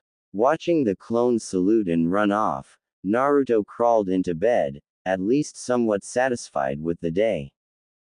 Naruto wandered downstairs to discover a thoughtful clone had picked up some cereal for him. Grumbling a bit at himself for forgetting to transfer his stash of instant ramen, Naruto sorted through the memories of the clones dispelled during the night. A couple of things stuck in his head and he made mental note to explore them further, but what really had his attention was Hiraishin no Jutsu. No way, this must be the jutsu that made Tusen a legend. Space-time ninjutsu. Oh, this is gonna take a lot of work. From what he could understand, the scroll was the rough outline of an incredibly complex teleportation ninjutsu. He thought he got the gist of what he needed to do, but more than half the notes were gibberish to him. Damn, I'm gonna have to learn Fuinjutsu theory. Won't that be fun? Naruto headed outside intent on creating his clone army for the day. While he might get stuck learning protocol today, at least his clones could get something done. Before he could summon them, he noticed one of his clones from last night standing in the middle of a barren training field. Noting it had his attention, the clone started bouncing up and down excitedly. Boss, you're gonna love this. Bunshin Daibakua. As soon as the clone uttered those words, Naruto was rocked back as the training field became a small crater. Well, that certainly is interesting, but I'm pretty sure I said no explosions last night. Twitching in irritation, Naruto summoned 200 clones. Alright guys, form up in groups of 20. Once the clones formed rank, Naruto began handing them their assignments for the day. Alright, first group, we need to massively improve our chakra control if we want to use the stuff from the library. I want you to do the leaf balancing exercise while you water walk. With a quick salute, the first group headed down to the small pond near the back edge of the compound. Group 2, practice the henge and kawarimi. Tusen's notes said that when someone's mastered a jutsu, they can start to use it without hand signs. I want the ability to use a kawarimi without seals by the end of the day. Group 3, practice the C-rank jutsu we found yesterday. Group 4, calligraphy. Seals don't write themselves, ya know. Group 5, find every book on Fuinjutsu theory in the library you can and start reading. Group 6, you get to work on the gardens. Try to keep most of it alive. Group 7, go move everything out of the old apartment, then I want an inventory of the house. Group 8, Kasen's Taijutsu scrolls, get practicing. Group 9, Kenjutsu training use the Kodachi. Last but not least, Group 10. One at a time, practice that exploding clone thingy. In the already provided crater. Summoning one last clone, you. I want you to thoroughly reread the Hiraishin no Jutsu scroll. Every time one of theory clones dispels, I want you to read it. Damn it, I forgot. Creating a few more clones, you guys, Rasengan work. I want to be able to use it one-handed. Watching his clones get to work, Naruto vanished in a shunshin. Popping in with a quick, morning bachan, Naruto swiftly dodged the paperweight the sword at his head. Sadly, he didn't see the empty sake bottle that followed it. Tsunade felt a strong easing of her spirit as she watched the jar smash her insane grandnephew back into the wall behind him. Ha! Doubt he'll stop calling me Granny, but man, that felt great. Trying to maintain a straight face as Naruto dragged himself back on his feet, Tsunade considered how to break the news. Deciding Naruto would probably just prefer it straight, she sighed. Alright Gaki, gonna cut straight to the chase. We don't have time for you to learn protocol, your fiancé is due today. Ignoring the sputtering and cursing her statement created, she tapped her chin in thought. There is a new problem too. Sunagaker promoted her to Chunin, and you remain a genin. I can't just promote you, much as I would like to, but I have an idea. Seeing Naruto take a keen interest, she smirked. I'll give you a week to get ready, then I want you to fight the students of Asuma, Kurenai, Guy, as well your own Team 7. Bachan, that's crazy, Naruto grinned. I love it. Good to hear Gaki. Now let's get down to the West Gate. If we get there with time to spare, we can annoy Izumo and Katetsu. Temari was sick of riding in the carriage circumstances had forced upon her. She'd argued long and hard that she was still a chunin and she could walk, but Baki had maintained that they had to follow tradition, and traditionally, brides rode in the carriage. In addition to being extremely uncomfortable, the journey was taking twice as long as the last time she had made the trip. Reaching over, she ran her hand along the smooth metal of her mother's war fan.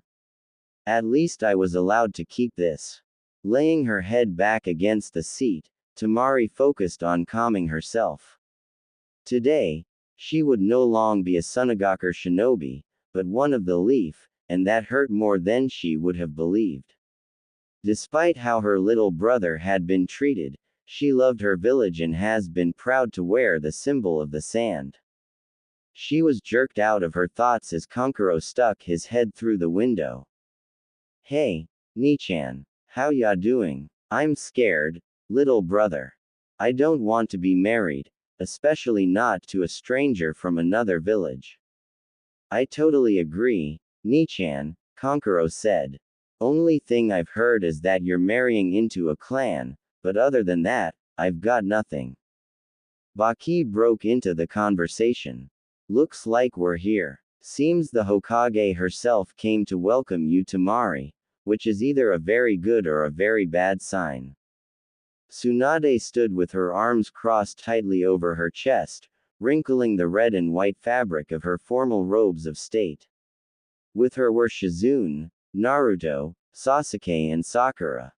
Gritting her teeth in irritation, Tsunade whispered to Naruto.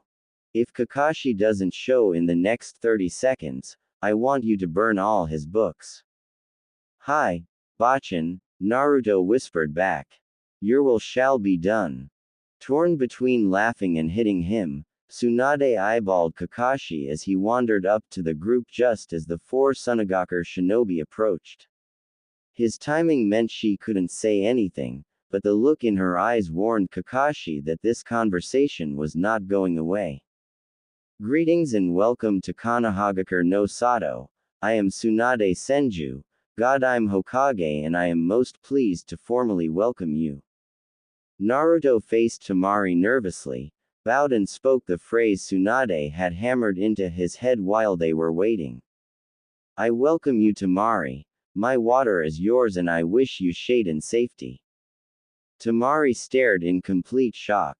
Not only had she not been expecting the traditional greeting of a Sunagaku groom to his bride, she couldn't believe this was who she was to marry. Snapping out of her reverie, Temari bowed in return. I greet you Naruto, I am thankful for the honor. May you always find water and may our home be blessed with shade. She eyed him carefully. He seemed more serious than she remembered, more controlled. He had been a wild one during the exams, but now, he looked much more like the determined warrior she had seen defeat her brother. Naruto stiffened as Gaara shuffled near. His green eyes still bore the crazed look but he seemed to have lost his murderous aura. Hey Gaara, how's it going? Naruto Uzumaki. Gaara spoke tonelessly. Will you protect my Nichan as one of those precious people you told me of? Naruto blinked, momentarily confused then gave Gaara a small, warm smile. I swear I will, Gaara, and I always keep my promises. Gaara simply nodded. Thank you, for everything. I'm not sure I follow all of that, Naruto said quietly. I get thanking me for promising to take care of your Nichan, but what's everything else? You showed me true strength, Gaara replied just as softly. I have chosen to follow your path. I will protect those precious to me. I'm happy for you. Naruto smiled. Has it been hard? It is both harder and easier as time goes by. Ignoring the beast causes him to rage, but my mind is clearer. It's hard to describe. I understand, was all Naruto had to say. Most watching were confused. Naruto had already confided in Tsunade, so her grin was completely genuine, but Shizune was left wondering what the story behind this was. Temari and Kankuro knew what their brother meant, but he had not spoken to them in great detail about what had happened between him and the other Jinchuriki. Kakashi looked interested, but masked it behind his usual apathy quickly. Sasuke was glaring at Gaara, still angry that he had not been the one to defeat him. Sakura was nervous. She would never be able to forget the images of what he had done to Lee. Well, Tsunade said into the quiet that had settled over the group. I think Naruto should show Temari to their home, and I've made arrangements for the three of you in one of the hotels. Naruto interjected. Bachan, if it's alright, how about I take everyone with me? It's not like I don't have the room. Eyeing him, Tsunade shrugged. I suppose you can. Just remember, I want you in my office tomorrow at 9. We need to swear Temari in and place her on Team 7. I don't have an opening on my team, Kakashi said hurriedly. There are no open slots, Tsunade growled back, eye twitching in rage. If you weren't always late, you would have heard me explain that an hour ago. Secretly, Tsunade had hopes that the time spent together on a team would cause the two to bond. She didn't want the little Gaki stuck in a cold, loveless marriage. It was perhaps one of the few things he would not survive. She believed Temari and Naruto could make it work, but without an extra push, might not make the effort to try on an emotional level. Kakashi gave Tsunade one of his eye smiles. Well, that works, but I'll need some time to evaluate her and get their teamwork up to par. Should be a busy week for us. Naruto drooped. Bachan, I'm kinda occupied this week. Didn't Kakashi-sensei get the message? Tsunade glared at the masked Jonin. No, because he was late. Kakashi, Naruto is training for an impromptu Chunin exam Monday. He will be fighting all the members of the Konoha 12 feet with the exception of Lee. Kakashi stared, eye wide in shock. Hokage-sama, that is simply insane. Tsunade shrugged. It's what the Gaki chose. Naruto lead his fiancée and guests into the compound right as the last of the exploding cones decided to blow himself up. As much as he wanted to laugh, he found he had his hands full getting everyone to put their weapons away. Guys, it was just a stupid clone blowing himself up. Nothing to worry about, I swear. Once everyone settled, Naruto began a small tour. Alright, welcome to the Namikaze Uzumaki estate. As you can see, we've got trees, some training grounds, a giant hole in the ground, stupid freaking clones, and gardens. Eyeing the general destruction, Naruto felt he had to add. Nay, Temari, I sure hope you garden better than I do, 'cause I think my clones really screwed that up. To her own surprise, Temari found herself agreeing. The clones had really messed things up. Looking around a bit more, Temari felt that so far, her new home wasn't too bad. She would have some privacy even if everything struck her as being a bit green. Sunagaker didn't have much opportunity for gardening, but she had maintained a flower box of herbs in her room for several years. I know a little gardening, Naruto, she said. You have to remember, though, I come from a desert. All this green seems really odd to me. Naruto looked a little crestfallen, so she spoke quickly. Not that it's bad. I've always wanted a big herb garden. Alright guys, Naruto almost yelled in excitement, I wanna show you where you're staying tonight. Leading everyone inside, he began to point out features of the house. Make yourselves comfortable in the sitting room. I'm not sure if everything works, but you're welcome to try out the television and kotatsu. The kitchen is through there, but it's not exactly stocked yet. There are plenty of rooms on the second floor, so take your pick, and if you want to train, the third floor as a practice room. He grabbed Temari gently by the wrist. Come on, I'll show you. As she was dragged up the stair, Temari had to admit that so far things weren't as bad as she had feared. The house really needed a woman's touch, but it was quite nice. She wasn't really sure what to make of her fiancé though. One moment he was hyper as hell, the next he was completely calm, dealing with 4 spooked Sunagaker shinobi, one of whom was Gaara for Kami's sake. Honestly, he was a puzzle. Leading her to the bedrooms, Naruto pointed one out. This is yours, mine is the one right next to it. Temari was a tad confused. I get my own room. She was less confused and more concerned when he turned to her with a completely blank face. Temari, I'm sure you're even less thrilled about this than I am. I want to get to know you better, and I hope that one day we'll be happy, but now, we're practically strangers. I thought it'd be best if we learned to trust each other naturally.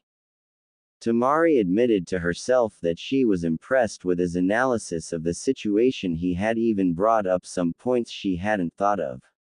In Sunagaker, it wasn't uncommon for a husband to demand his arranged wife be in his bed the evening of their marriage, and she had expected that behavior simply because she knew arranged marriages had nothing to do with whether or not 2 people loved or trusted one another. Thank you, Naruto, was her heartfelt response. Maybe this won't be so bad after all.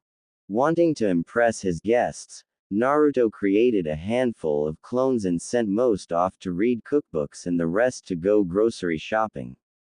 With time to kill, Naruto headed to one of the restored training fields to test what his clones had learned. Raising his hand, he was pleased to see a half-formed Rasengan. Definitely done by the end of the week, he thought with a smirk. Swapping places with a training dummy, he grinned. Silas Kawarimi, check. He still had to use the ram sign for henge, but that was at least a major improvement. Wanting to kill 2 birds with 1 stone, Naruto created clones to test both his new kenjutsu and taijutsu skills. Both appeared to be his mother's, and even with just the day's training with them, the styles felt natural. Finishing the last clone off with a particularly vicious cut that bisected the clone from groin to shoulder, he cringed. Wow, men must have dreaded fighting Kasen. The first elemental jutsu his clones picked made him snort in exasperation. Apparently, he really loved irony. Suoro no Jutsu, the same jutsu he had to save Kakashi-sensei from when they fought Zabuza.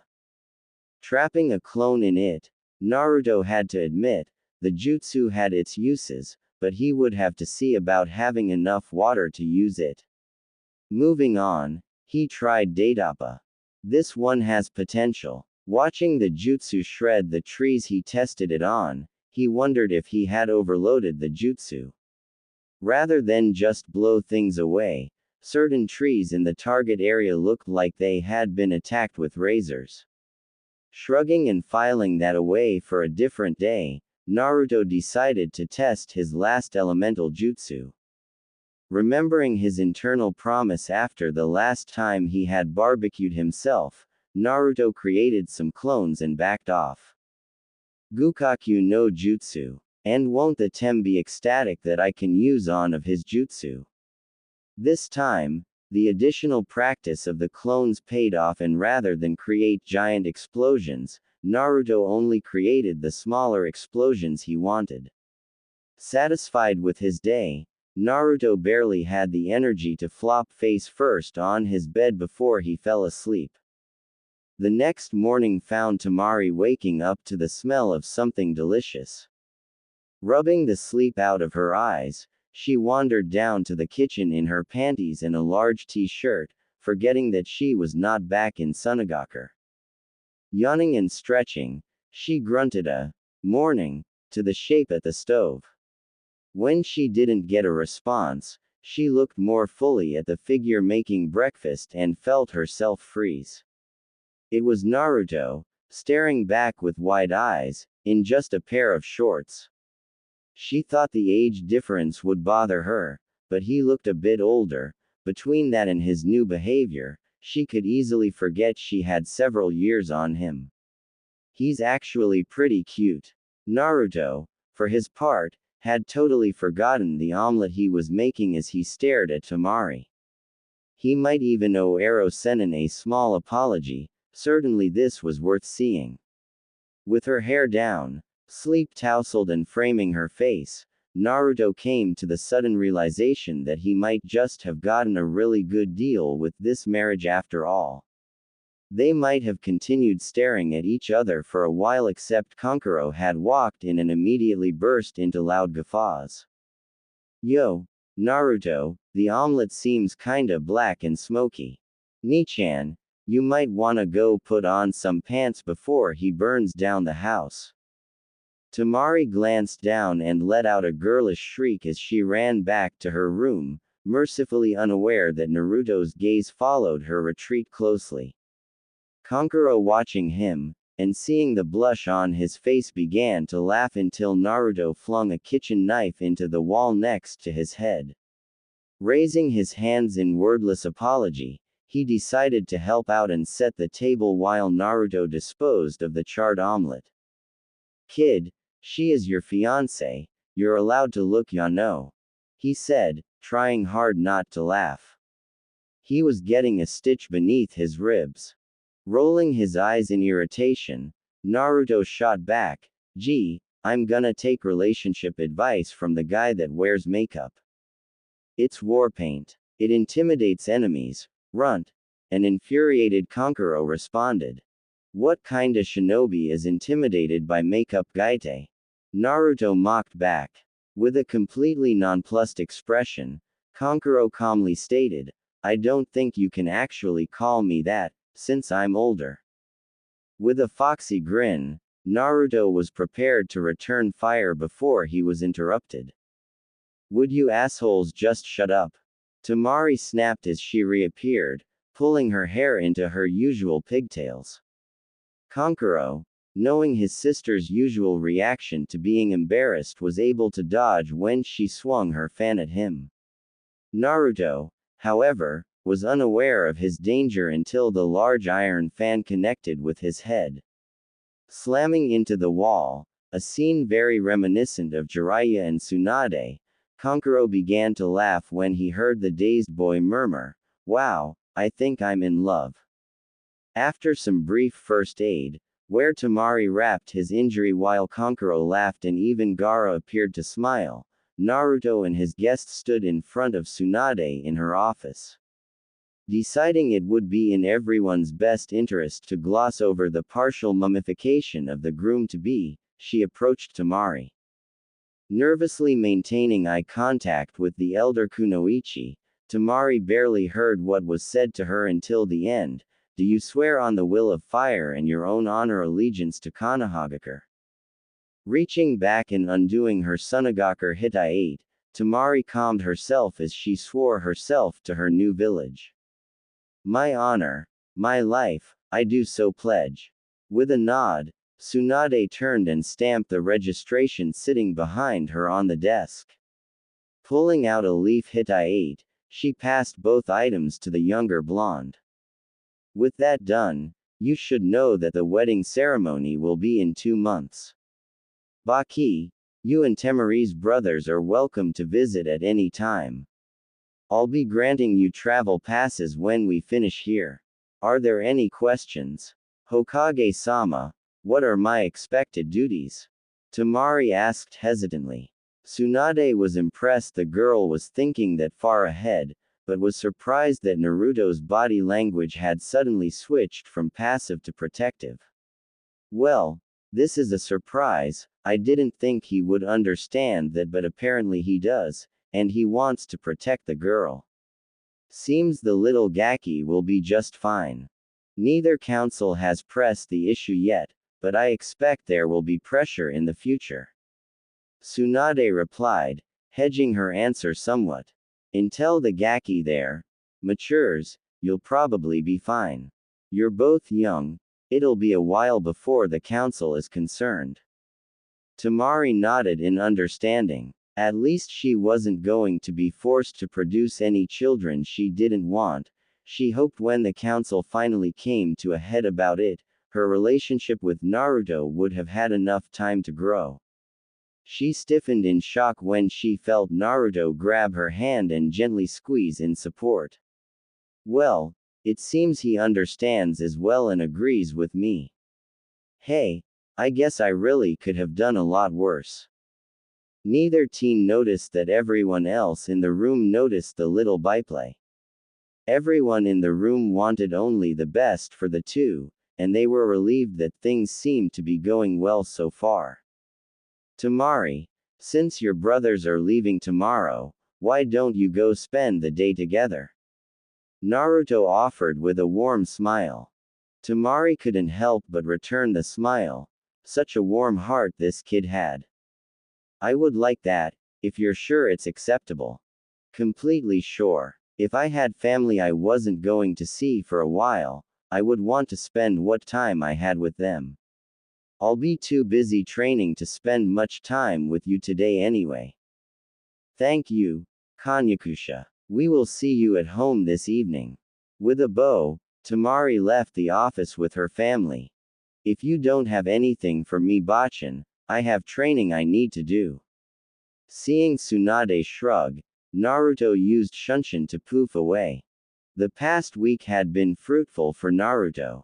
Constant brawls with his clones in the trees and on the pond had drastically increased not only his chakra control, but his new taijutsu and kenjutsu styles.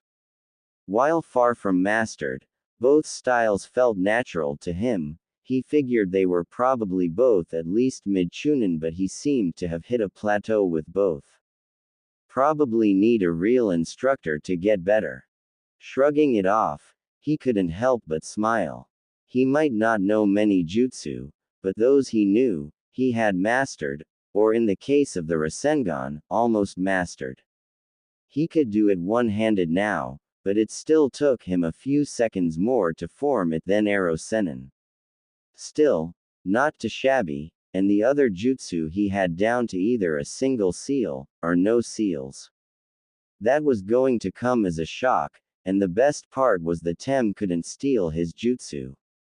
Using his new understanding of basic fuinjutsu, Naruto had managed to increase his conditioning with resistance and gravity seals. Taking ruthless advantage of his healing from Fur Ball, Naruto had more or less run himself into the ground. When he had released the seals this morning to adjust, he noticed that he was probably at least twice as fast as he had been, and he hadn't really gotten to test his strength after he destroyed the first training dummy accidentally. His attempts to use his father's jutsu had been interesting, to say the least. The first time he almost insisted on doing it himself, before his clone reminded him of the Great Fireball fiasco. Are clones supposed to be sarcastic? Still, he'd ended up being grateful after the first clone launched himself 300 feet in the air. How the hell did Tusen survive creating this jutsu? Undeterred, Naruto had continued expending clones, and soon enough, the survival rate began to succeed the deaths. Eventually, the clones were surviving every attempt and Naruto had decided it was time to try himself. Focusing his chakra, Naruto searched for the beacon on the kunai. Feeling a faint pull, Naruto did the internal chakra manipulations from the scroll. With a flash of yellow, and how the hell did I see that anyway, he thought, Naruto found himself standing next to his target kunai. Naruto allowed himself a short childish victory dance, then settled down. Time to practice. Practice had reduced the time he needed to attune to a beacon, but it still took several seconds. Naruto was not about to complain though. A couple seconds to cross most any distance was not a bad trade-off. His father's notes had also answered the question he had on deploying the kunai. His peers were already frustrated with his Kage Bunshin. He suspected that they were really going to dislike Shuriken Kage Bunshin using Hiraishin kunai. Things with Temari were going as well as he could expect. She had a bit of a temper, but unlike Sakura, she at least tried to warn him off when she was getting angry, a side effect of having a dangerous brother, perhaps. He usually missed her clues and ended up with a metal fan being smashed across his head, but they were getting better. They were beginning to become comfortable with each other, sharing stories and jokes during Naruto's infrequent breaks from training. Temari was beginning to enjoy life in Konoha. She was surprised on her second day in the village. All the kunoichi of her generation swooped in to visit with her.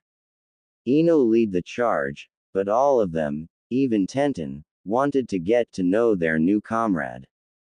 Temari apologized, at least in regards to her excessive violence against the other kunoichi, and made it clear that it had not been personal and that she didn't want her hanging onto a grudge. All was forgiven when Tenten was allowed to handle the war fan. The other kunoichi all rolled their eyes as Tenten swung the fan around with stars in her eyes. She felt herself smiling as she watched. It was nice to have girlfriends. Being both a kunoichi and the child of the Kazekage had put her at a distance from everyone else. In the leaf, she was at the same level as everyone else, and she found the sensation of finally being equal surprisingly relaxing. It had also led to an interesting discovery. Apparently, Namikaze men enjoy overbearing women. Tsunade had told her several stories of her mother-in-law and her legendary temper. She hadn't been inclined to believe it until she saw the boy she had watched beat her bother being floored by one of the weakest kunoichi from the exams. It was a revelation. Her betrothed may be smarter than she had believed, but she was going to have to be the one to keep the hyper-idiot in line. Still, she was beginning to think of him as her idiot, with a small smile. Naruto hummed to himself as he stood over the stove. He found that cooking was actually enjoyable for him and it kept Temari from poisoning him with her so-called food. He snickered when he recalled the time he told Temari that her cooking was probably the reason poor Gaara had been so homicidal. The joke was still funny half an hour later as he limped into the house. Finishing up, he called, "Temari, dinner is done." With a flash of blonde he could have sworn was Hiraishin no Jutsu, Temari was seated at the table. Tomorrow being an important day, Naruto had gone all out. Using info gathered from Ino, traded for a future favor to be decided, Naruto had prepared Temari's favorites. Kenshin soup and roasted chestnuts followed by a large chocolate cake. Naruto had some fun poking fun at Temari for drooling, but quickly shut up when her eyes promised retribution. Naruto had inadvertently discovered that shadow clones made great kitchen staff. He got to cook, and make as much of a mess as he wanted and the clones had to clean it up. Temari tried to point out that with the clones, he would still get the memories of cleaning up, but Naruto was insistent. Best deal ever. After the clones cleared the table, Naruto walked over to Temari and in a display of boldness slightly shocking both of them, kissed her cheek. "I know I've been busy this week, but I wanted you to know that I'm glad you're here. Now, I need to go get some sleep, tomorrow will be a long day." Watching him head upstairs, Temari sat holding her cheek with a light blush. Being the daughter of a Kage, and the sister of Gaara, no one had ever kissed her before. With a smile she decided that it wasn't half bad. Jim Butcher. Temari was bored, and irritated, but mostly bored. She had thought that watching her future husband fight his friends would be more entertaining, but with a few exceptions, the fights had been extremely one-sided so far. First up had been that pink-haired twit her soon-to-be husband was so enamored with. The fight itself was just pathetic, but as much as she despised weak Kunoichi, that wasn't what had her blood boiling. Naruto stood facing his longtime crush as she entered the area battleground. Watching her, he found himself confused. Why was she walking so timidly? Her head hung down, hair blocking her eyes, every step seemingly forced. This wasn't what he expected from Sakura-chan. She was supposed to be confident and strong. Breaking from his musings, he slid into his fighting stance when Sakura arrived. She didn't match him though, just stood there fidgeting nervously.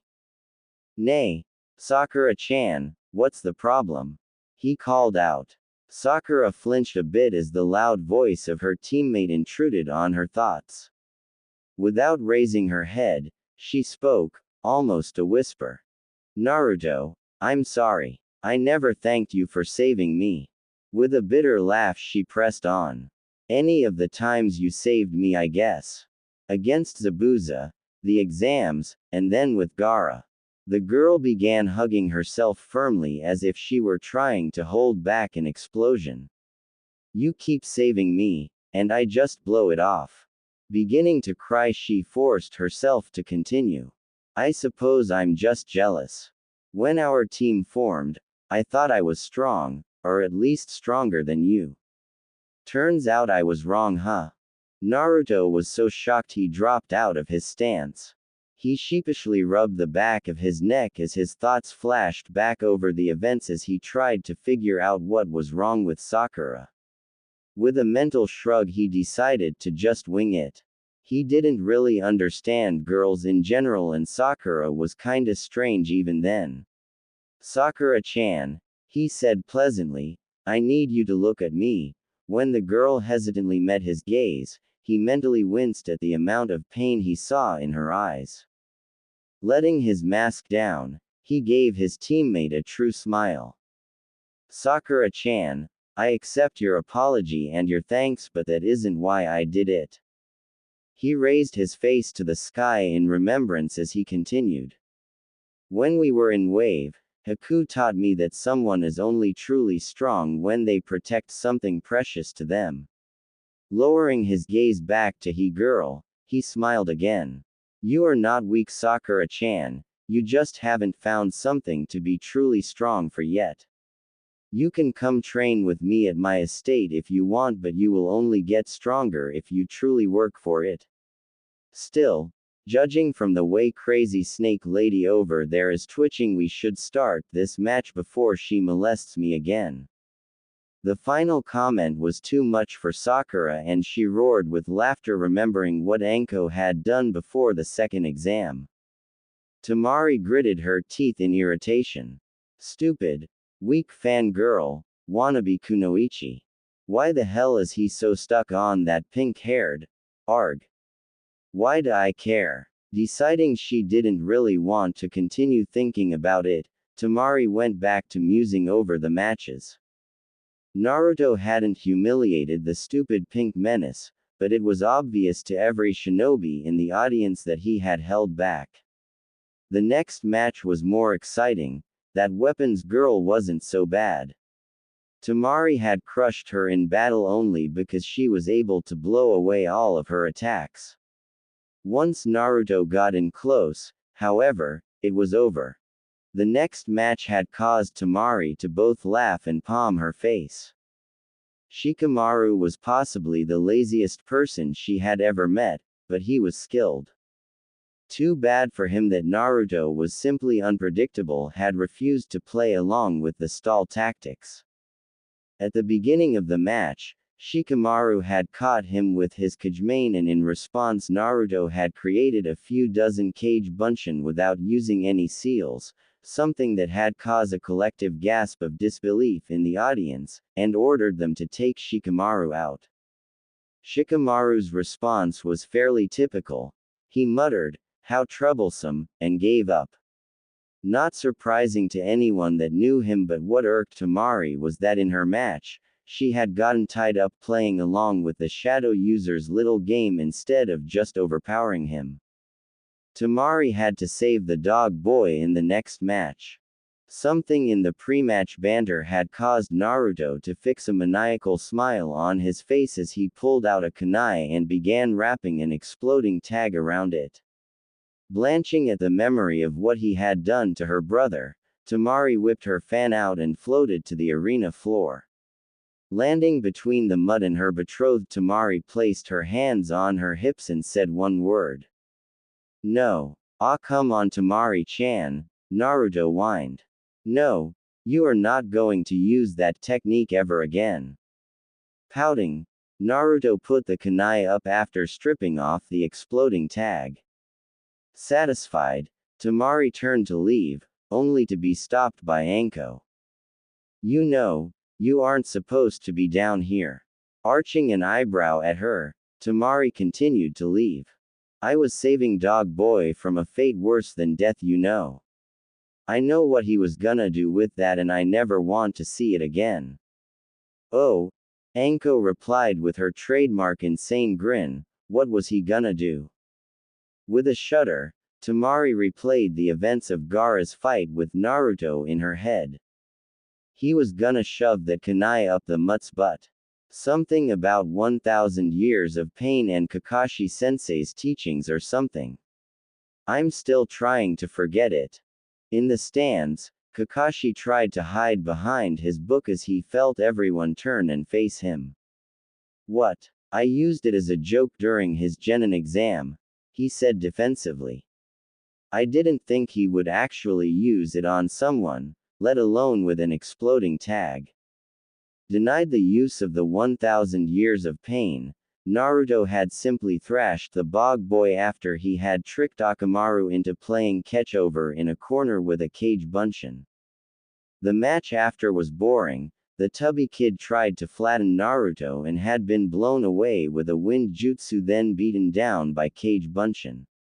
The quiet bug kid had been next, but had forfeited when Naruto had summoned several toads. Temari hadn't heard all the conversation between the two but caught Naruto apologizing and something about Shino being too dangerous to take head-on. Shaking her head, Temari glanced at the woman sitting next to her.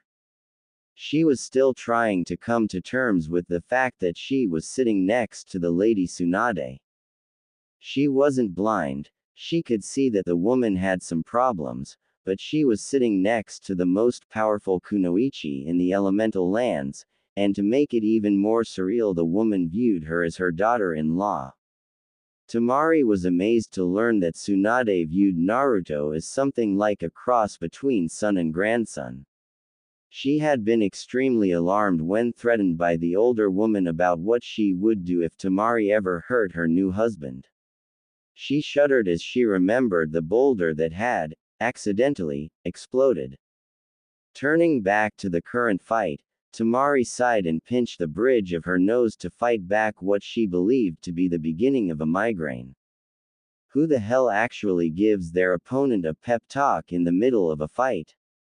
Sure, he was fighting that weird Hyuga girl who had a crush on him, not that he seemed to notice, but still, a pep talk.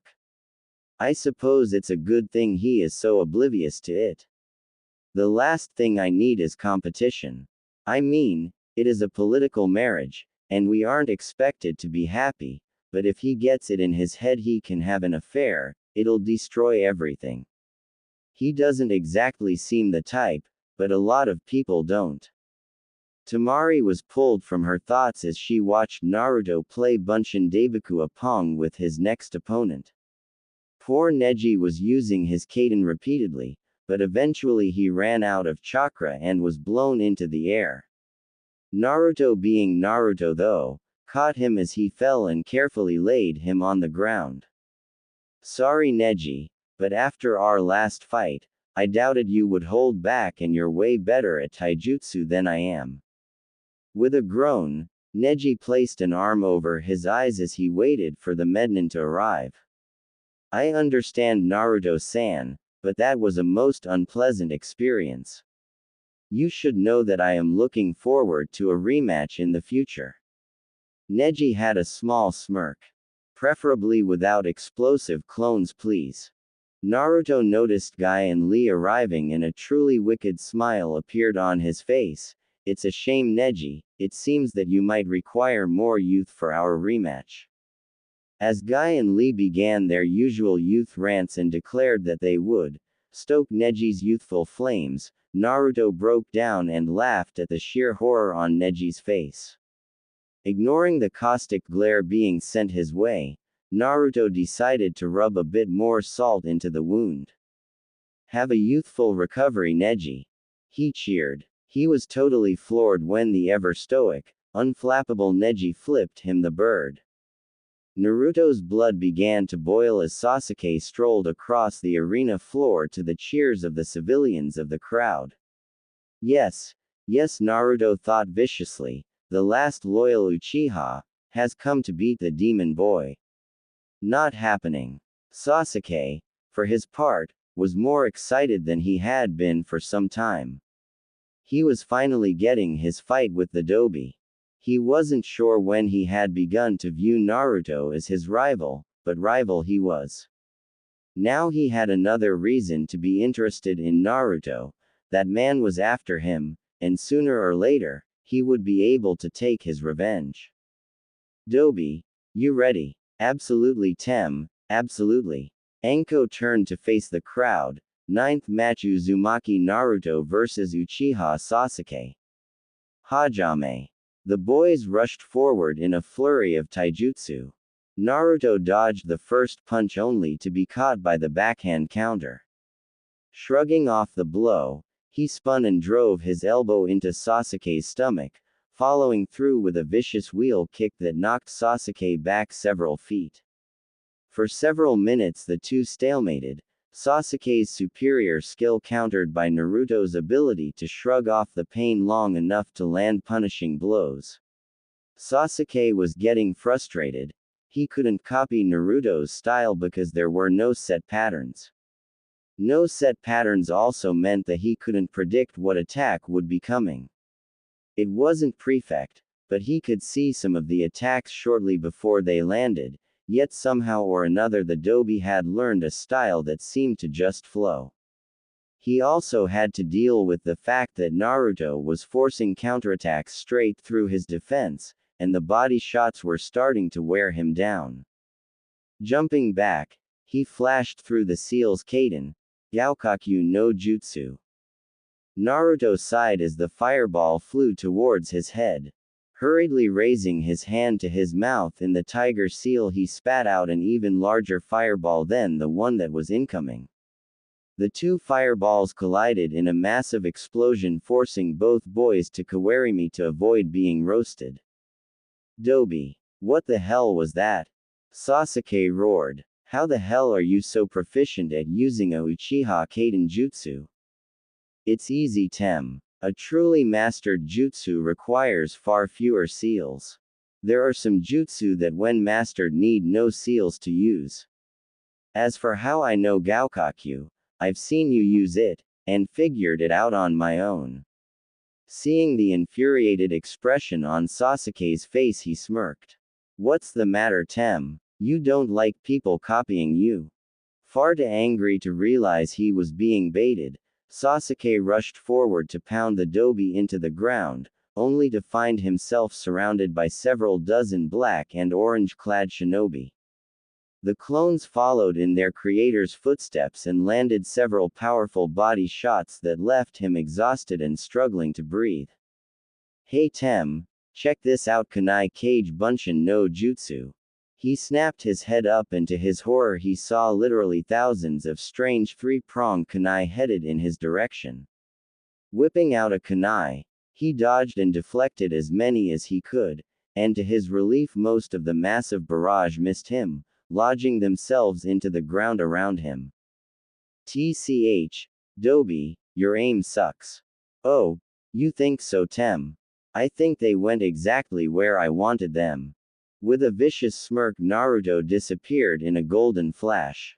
Ignoring the gasps of shock from the crowd, Sasuke scanned around trying to find the Dobi, but was more than a little shocked when a powerful kick slammed into him from his blind side.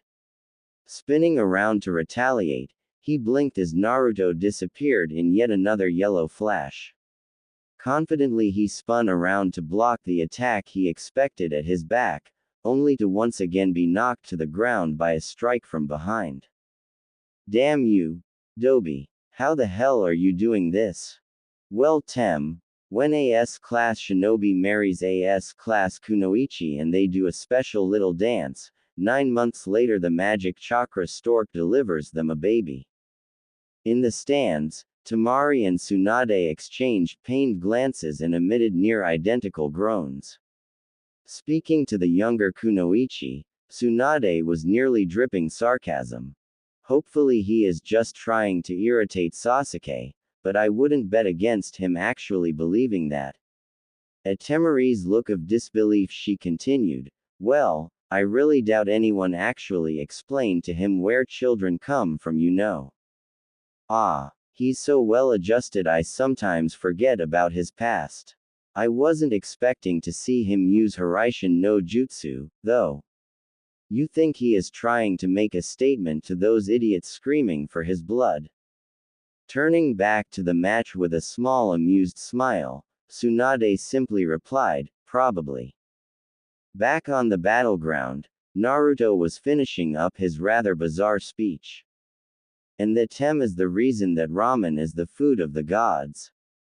Blinking, Sasuke stared at his rival with complete and utter disbelief. Dobi, there are so many things wrong with you, I just don't know where to start. But you never answered my damn question. With a patronizing air Naruto decided to enlighten his teammate, Sasuke, my father was the Yondaime, otherwise known as the Yellow Flash. Now that I have people and things to protect and no one sabotaging me, I can stop hiding my abilities. Did you think I wouldn't use a family jutsu against you? Sasuke's rage boiled over. Damn it, damn it, damn it. Why is he the one that has that power? I need it, not him. Yes, Sasuke, you need power, another voice whispered to him. Use the power, destroy your foes, become invincible. Naruto backed off when Sasuke exploded with a foul chakra as the curse mark spread across the boy's body. Ah, come on, Sasuke, who the hell uses something in S-class criminal implants on their body? He complained. Faster than Anko could stop him, Sasuke raced forward, Chidori cracking in hand. Fine. Be that way, Tem. Naruto used Kawarimi to swap places with a clone right as Sasuke rammed the Chidori through his chest. Hey Tem, Bunshin Daibakua. Most of the audience was horrified when Sasuke was seen after his encounter with the explosive clone. His left arm was partially torn from his body, his face and chest covered in burns and shrapnel holes. With a low whistle at the damage, Anko stepped forward. Shusa, Uzumaki Naruto, as the medics rushed in, she whispered to Naruto. You think that was a bit much there, Gaki? An extremely cold expression crossed Naruto's face as he answered. Anko, he just tried to ram an assassination jutsu through my chest. If I hadn't swapped with that clone, I would be dead. So no, I really don't think that was too much. Nodding her agreement, Anko glanced up at the Hokage only to find the woman on the arena floor facing Naruto with a very serious expression on her face. Holding up his hands to ward her off momentarily, Naruto began to explain. Ba-chan, he just tried to kill me. I think I was perfectly justified blowing him up. With a sigh, Tsunade pinched the bridge of her nose. Was there any other way you could have stopped him? Or failing that, used Hiraishin to get out of the way? No, Naruto responded, arms crossing his chest. I barely had time to Kawarimi. I just learned Hiraishin, so it still takes me a few seconds to lock on to a seal. I stepped down the power of the explosion, but when the clone detonated, he had his arm shoved through its chest. For what it's worth, I'm sorry Ba-chan, but I'd do it again. Damn, the paperwork is gonna suck for this one. With a dismissive wave, Tsunade used a leaf shunshin to return to the Hokage's box. Last fight Gaki, doubt you'll have too much of a problem here though. Anko said as she watched Ino walk up. Naruto. The loud blonde yelled. How dare you hurt Sasuke-kun like that? With a sigh, Naruto faced her. Ino, last time I'm explaining this. I barely had time to Kawarimi with that clone, and he rammed an assassination jutsu into what he thought was my chest. If I hadn't gotten out of the way, I would be dead, and I really don't want to be dead. I stepped down the explosive power of the clone, but once again, his arm was in what he thought was my chest. Realizing he was starting to rant, the blonde paused only to be surprised when Ino chimed in. Yeah, I get it, she said with a long sigh. At the look of disbelief on both Naruto and Anko's faces, she raised her voice in irritation. Look, just because I like him doesn't mean that makes it okay for him to try and kill his teammate. I'm an heir to a shinobi clan, I understand these things, ya know. Grabbing her ponytail in irritation, Ino stopped her rant when she saw Naruto staring at her cross-eyed. Gomen, Ino-san, Naruto spoke formally, for him anyway. I was simply expecting you to be furious with me. Gomen again. Releasing her ponytail from her death grip, Ino sighed. Gomen Naruto, I suppose I should have known you would expect me to snap. At the risk of making you snap, I would recommend you forfeit this match. You can't beat me physically, and I'm pretty sure you've been told to never use your clan techniques on me. Ino snorted.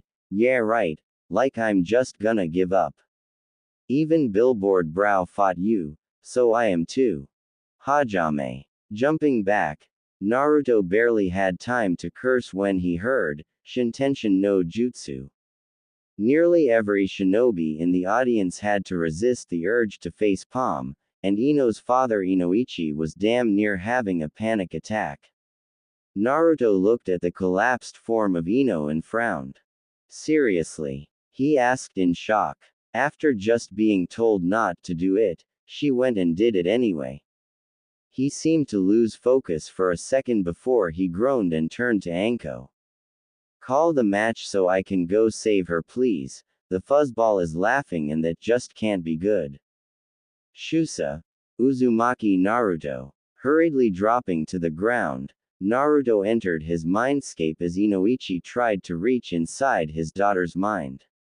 The combination of all three jutsu was too much for his mental barriers, and his thoughts began to display themselves on the nearest surface, the wall of the stadium.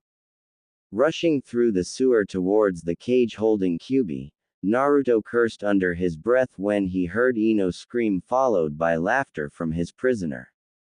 When the cage came into view, it was all he could do to not rip his hair out in frustration. Ino was in the cage. Ino was in the cage, with the fox. This was not good on several levels. Currently, the fox was amusing himself by suspending the poor girl with his tails, snapping his jaws at her. Noticing Naruto's arrival, the fox turned and gave him a truly terrifying smile. Well, the warden comes to visit his prisoner. I should thank you for this delightful morsel here. I haven't had this much fun in, I'd say 13 years. Cautiously moving forward, Naruto forced himself to speak calmly. Let her go, fox. You know things will end badly if you kill her. Oh please, the fox replied, rolling his eyes. I see what happens, you know. The morsel was warned but didn't listen. Snapping his jaws at Ino again, the fox laughed. I should just eat her, but these screams are just invigorating. Naruto carefully eyed the distance between Ino and the bars and considered ways to get the terrified girl clear. Slowly a plan formed. A suicidal plan, but when dealing with Kyuubi, there really wasn't much else he could do. Charging a Rasengan, Naruto darted towards the bars. As he drew closer, the fox moved to face him, dropping Ino. As fast as possible, Naruto used Kawarimi, swapping places with her. Okay, that is part 1 completed. Get Ino out of the cage. Now for the really hard part. He gulped when the fox turned to him with a sinister grin. Getting out of this cage alive. Realizing he had seconds at best before he was eaten, Naruto zipped forward and slammed the Rasengan into the fox's paw, trying to buy time. Sadly, Kyuubi didn't react the way he had hoped. Rather than draw back even momentarily from the pain, the fox simply used the same paw to slap Naruto away. Slamming into the bars in pain, Naruto damn near didn't connect the dots in time. The bars. Ha ha ha, take that fox. He cheered in his head as he dove back out into the sewer barely ahead of what could truly be considered the jaws of death. Ha ha, take that you stupid fur ball. He taunted. I got her out fuzzball. Naruto walked over to the traumatized girl. He knelt and gently shook her shoulder. Nay, Ino-chan, you're safe now, calm down. Slowly, Ino focused her eyes and before Naruto could react the girl glomped him so hard he could barely breath. Thank you, she hysterically spat out. She began to cry into his shoulder. I was so scared. I thought I was going to die. Not really sure what to do. Naruto sort of just patted her back and stroked her hair in an attempt to calm her. Shish, you're okay, it'll be alright. Just calm down, okay. Seeing her regain a semblance of calm, he backed up a bit. Ino, now that you aren't trapped in there with the giant walking carpet, can you release your jutsu please? I'm pretty sure your dad is freaking out and I'd really like to get out of here myself. Nodding, Ino concentrated, then frowned at him. I can't, she said flatly. I've tried to release but something is blocking my exit. As the Kyuubi started laughing behind him, Naruto palmed his face in irritation. Mumbling under his breath about giant pain in the foxes of freaking doom annoying the living shit out of him, Naruto turned to face his prisoner. The rather terrifying grin, wow, those are some really big teeth, being bestowed upon him was not calming at all. Let her go, fox, he managed to grind out through his clenched teeth. I don't think so, Ninjin, Kyuubi sneered. I'm rather curious how long her body will survive with her soul stuck in here. It should be highly entertaining. Stifling a curse, Naruto asked Ino the first thing on his mind.